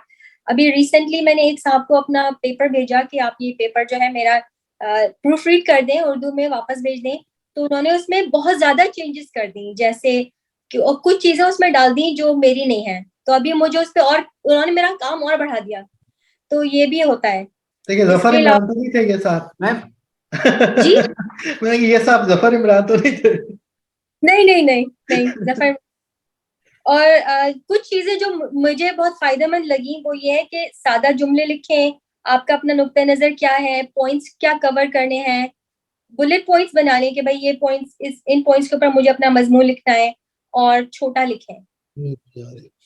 اس میں نا شاید یوسفی نے اپنے کسی کتاب کے دیباچے میں لکھا ہوا ہے کہ جی یہ سادہ الفاظ میں بات بیان کرنا نا علماء اور جو پادری ہوتے ہیں نا، مذہبی رہنما، مولوی کہہ لیں، ان کے لیے مناسب ہے یہ سٹائل، اور وہی اس سے اجتناب برتتے ہیں۔ جی بہت شکریہ۔ السلام علیکم۔ وعلیکم السلام۔ جی جناب حنان صاحب، آپ کی بہت ساری باتیں میں نے بہت نوٹس، آپ نے بہت تھوڑے وقت کے اندر کافی کوئی 30-40 چھوٹے چھوٹے ٹاپک جو ہے نا ڈسکس کیے ہیں۔ اس میں مجھے جو سب سے اچھا لگ رہا ہے اور جو سب سے سینسیٹیو ہے نا وہ یہ ہے کہ جب لکھتے ہیں تو کسی کی ذات کے بارے میں اور اس کے کام کے بارے میں تفریق کرنا ذرا بہت بعض کا مشکل ہو جاتا ہے۔ بات تو آپ اس کے کام کی کر رہے ہیں، جیسے ابھی آپ نے 1-2 ایگزامپل بھی دی، لیکن کرتے کرتے وہ کسی نہ کسی حد تک اس کی ذات پر بھی کچھ نہ کچھ محسوس ہوتا ہے کہ آپ نے اس کی ذات کے بارے میں بھی بات کہہ دی ہے۔ یہ ایک تھوڑا سا زیادہ سینسیٹیو ایشو میرے نزدیک ہے، اور یہی میں نے آج آپ سے جو سیکھا ہے بہت ساری چیزوں کے ساتھ، اس میں یہی ہے کہ اس میں ہمیں مزید سینسیٹیو ہونا چاہیے تاکہ ہم کسی شخص کی ذات کے بارے میں لکھتے ہوئے بہت زیادہ محتاط ہوں، اور جو اس نے کہا ہے، جو کیا ہے، اس کے بارے میں آپ 100 دفعہ باتیں لکھ سکتے ہیں۔ تو میں یہ سمجھتا ہوں کہ یہ ایک بہت ہی اہم بات جو تھی وہ میں نے آج آپ سے سیکھی ہے. اچھا جناب، کوئی اور سوال؟ جی. اس میں نا جو ری رائٹ کرنے کے بارے میں ہمارے دو بہت محترم دوست ہیں، ایک کا نام ہے وسیع بابا اور دوسرے ہیں ظفر عمران. تو وسیع کی اردو اسپیشلی شروع میں تو ایسی تھی کہ بس اللہ ہی بچائے اسے. میں نے ایک ایڈیٹنگ کے لیے سافٹ ویئر بنایا، اس کا ایک محرک بہت بڑا وسیع بھی تھا. اس کو آٹومیٹک جو کوئی 1,500-2,000 غلطیاں ٹھیک کرتا ہے، وہ آپ کو میں ٹرائل کے لیے دے بھی دوں گا. اس کو میں ویب پہ ڈالنے کے لیے تیاری کر رہا ہوں کچھ، تو آپ لوگوں کے لیے بھی کچھ عرصے کے لیے اویلیبل ہوگا وہ فری میں. آگے چل کے آپ دیکھیں گے ابھی کورس کے درمیان. تو خیر، تو وسیع ہے وہ مضمون میرے سے ایڈٹ کرواتا تھا ہمیشہ. ایک دو اس نے ظفر کو دیے ہیں، تو اس نے کہتا ہے یار تم نے تو میرا سٹائل ہی مار دیا ٹوٹل، یہ تو اردو کا مضمون بن گیا. میں اس کے مضمون میں کم سے کم چینج کرتا تھا، اس کا سٹائل بچ جاتا تھا. تو ری رائٹ کر کے آپ مصنف کی اتنی اصلاح بھی کر دیتے ہیں کئی مرتبہ کہ اس کی یعنی مضمون کی روح مر جاتی ہے، کچھ کا کچھ بن جاتا ہے وہ. سر بہت پہلے میں ایک لیکچر سن رہا تھا، ایک میرے خیال سے آکسفورڈ یونیورسٹی کی کوئی لڑکی تھی، تو وہ میرے خیال سے 2 یا 4 رائٹروں کا وہ تقابلی جائزہ لے رہی تھی. تو اس میں اس نے یہ جائزہ لیا کہ انگلش میں، پتہ نہیں اردو میں تو مجھے نہیں لگتا ہے کہ ایسا آج تک کوئی ریسرچ میری نظر سے تو نہیں گزری. اس میں اس نے یہ جائزہ لینے کی کوشش کی کہ آخر وہ کون سے الفاظ ہیں، وہ کس طرح کے الفاظ کا چناؤ کرتے ہیں کہ یہ پاپولر رائٹر ہو گئے. اس کے اوپر اس نے ریسرچ کیا. میں جسٹ آپ سے ایز اے ایڈیٹر ایک چیز ذہن میں بس ایسے اچانک سے رینڈم سے ایک خیال آیا، تو میں پوچھا. بہت سارے مضامین آپ نے ایڈٹ کیے ہوں گے، اس کے بعد میں اس کے ریویو بھی دیکھا ہوگا. نہیں، اس کی آپ کو ضرورت ہی نہیں. کچھ ایسی چیز جو آپ بتا سکتے ہوں، کچھ ٹرک جو آپ کو لگا کہ یہ چیزیں ہیں جو انسان کو ہٹ کرتی ہیں، مطلب ایسی چیزیں پسند کی جاتی ہیں اور وغیرہ وغیرہ. اس میں سر کئی $1 بلین کی ایڈورٹیزمنٹ ایجنسی اس پہ چل رہی ہے. جو سرچ انجن آپٹیمائزیشن ایک چیز ہوتی ہے، اس کے اوپر اس میں یہ سارا کام ہی یہ ہو سکتا ہے کہ آپ کون سے الفاظ استعمال کریں جس سے وہ گوگل کے پہلے پیج پہ آ جائے، کس طرح وہ زیادہ لوگ اس کو دیکھ سکیں.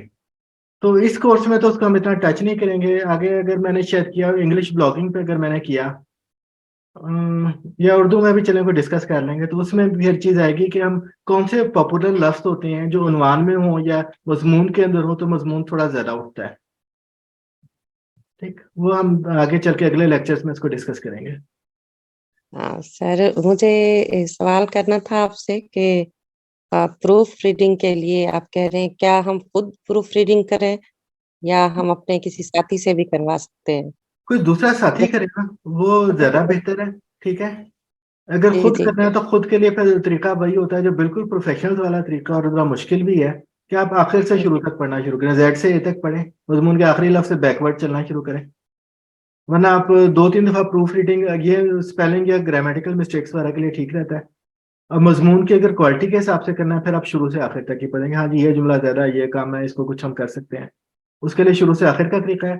اگر آپ نے کہا کہ وغیرہ کی ایررز دیکھنی ہے، اسپیلنگ ایررز دیکھنی ہے، پھر آخر سے شروع تک دیکھیں. آپ کچھ فرما رہے ہیں ظفر عمران سر؟ ظفر عمران کا بہت ذکر کر لیا آپ نے، تو میں نے کہا ایک سوال کی اجازت دیں تو میں آپ جی سر پلیز بتائیے کہ پروف ریڈنگ اور ایڈیٹنگ میں کیا فرق ہے؟ بنیادی فرق کیا ہے؟ یہ ایک ہی چیز ہے؟ یہ جب اگلا لیکچر ہے نا ہمارا ایڈیٹر کے بارے میں، وہ ہم اس میں ڈسکس کر لیں گے. جی بہتر، بہت شکریہ. ٹھیک سر، کیونکہ ابھی میں نے وقت کی وجہ سے وہ والا پورشن نکال دیا ہے، تو وہ پھر ہم اگلے میں ڈسکس کریں گے اور وجاہت صاحب سے بھی ان کی رائے لے لیں گے. اچھا سر، ایک لاسٹ کویشچن ابھی ذہن میں آیا ہے، تو اس بارے میں جیسے آپ کر رہے ہیں سارا کچھ، اس سے ریلیونٹ جو بکس ہوں کوئی آپ کے نظر میں، وہ لازمی ریکمینڈ کیجیے گا. اس میں سر مسئلہ یہ ہے کہ اردو میں اس میں نا 9 ہونے کے برابر بکس ہیں. اردو بلاگنگ پہ بھی آپ کو کچھ نہیں ملے گا، انگلش میں آپ کو مل جاتی ہے. تو انگلش کی 1-2 بک دے دوں گا. ایک خاص طور پہ بک جو ہے وہ ہے کہ ہم ٹاپک کیسے تلاش کریں. تو انہوں نے دیے ہوئے کہ جو 1000 یہ والے ٹاپکس ہیں، ان پہ آپ لکھ سکتے ہیں، جو آپ اپنے یعنی ان کی بیس کے اوپر آپ بنا سکتے ہیں. انہوں نے 1 لائنر دیے ہوئے، ایک لائن میں ایک ٹاپک دیا ہوا ہے. اس طرح کی چیزیں وہ آگے ہم ڈسکس کریں گے کورس میں. ٹھیک جناب، تو آج کے لیے پھر خدا حافظ. اوکے جناب.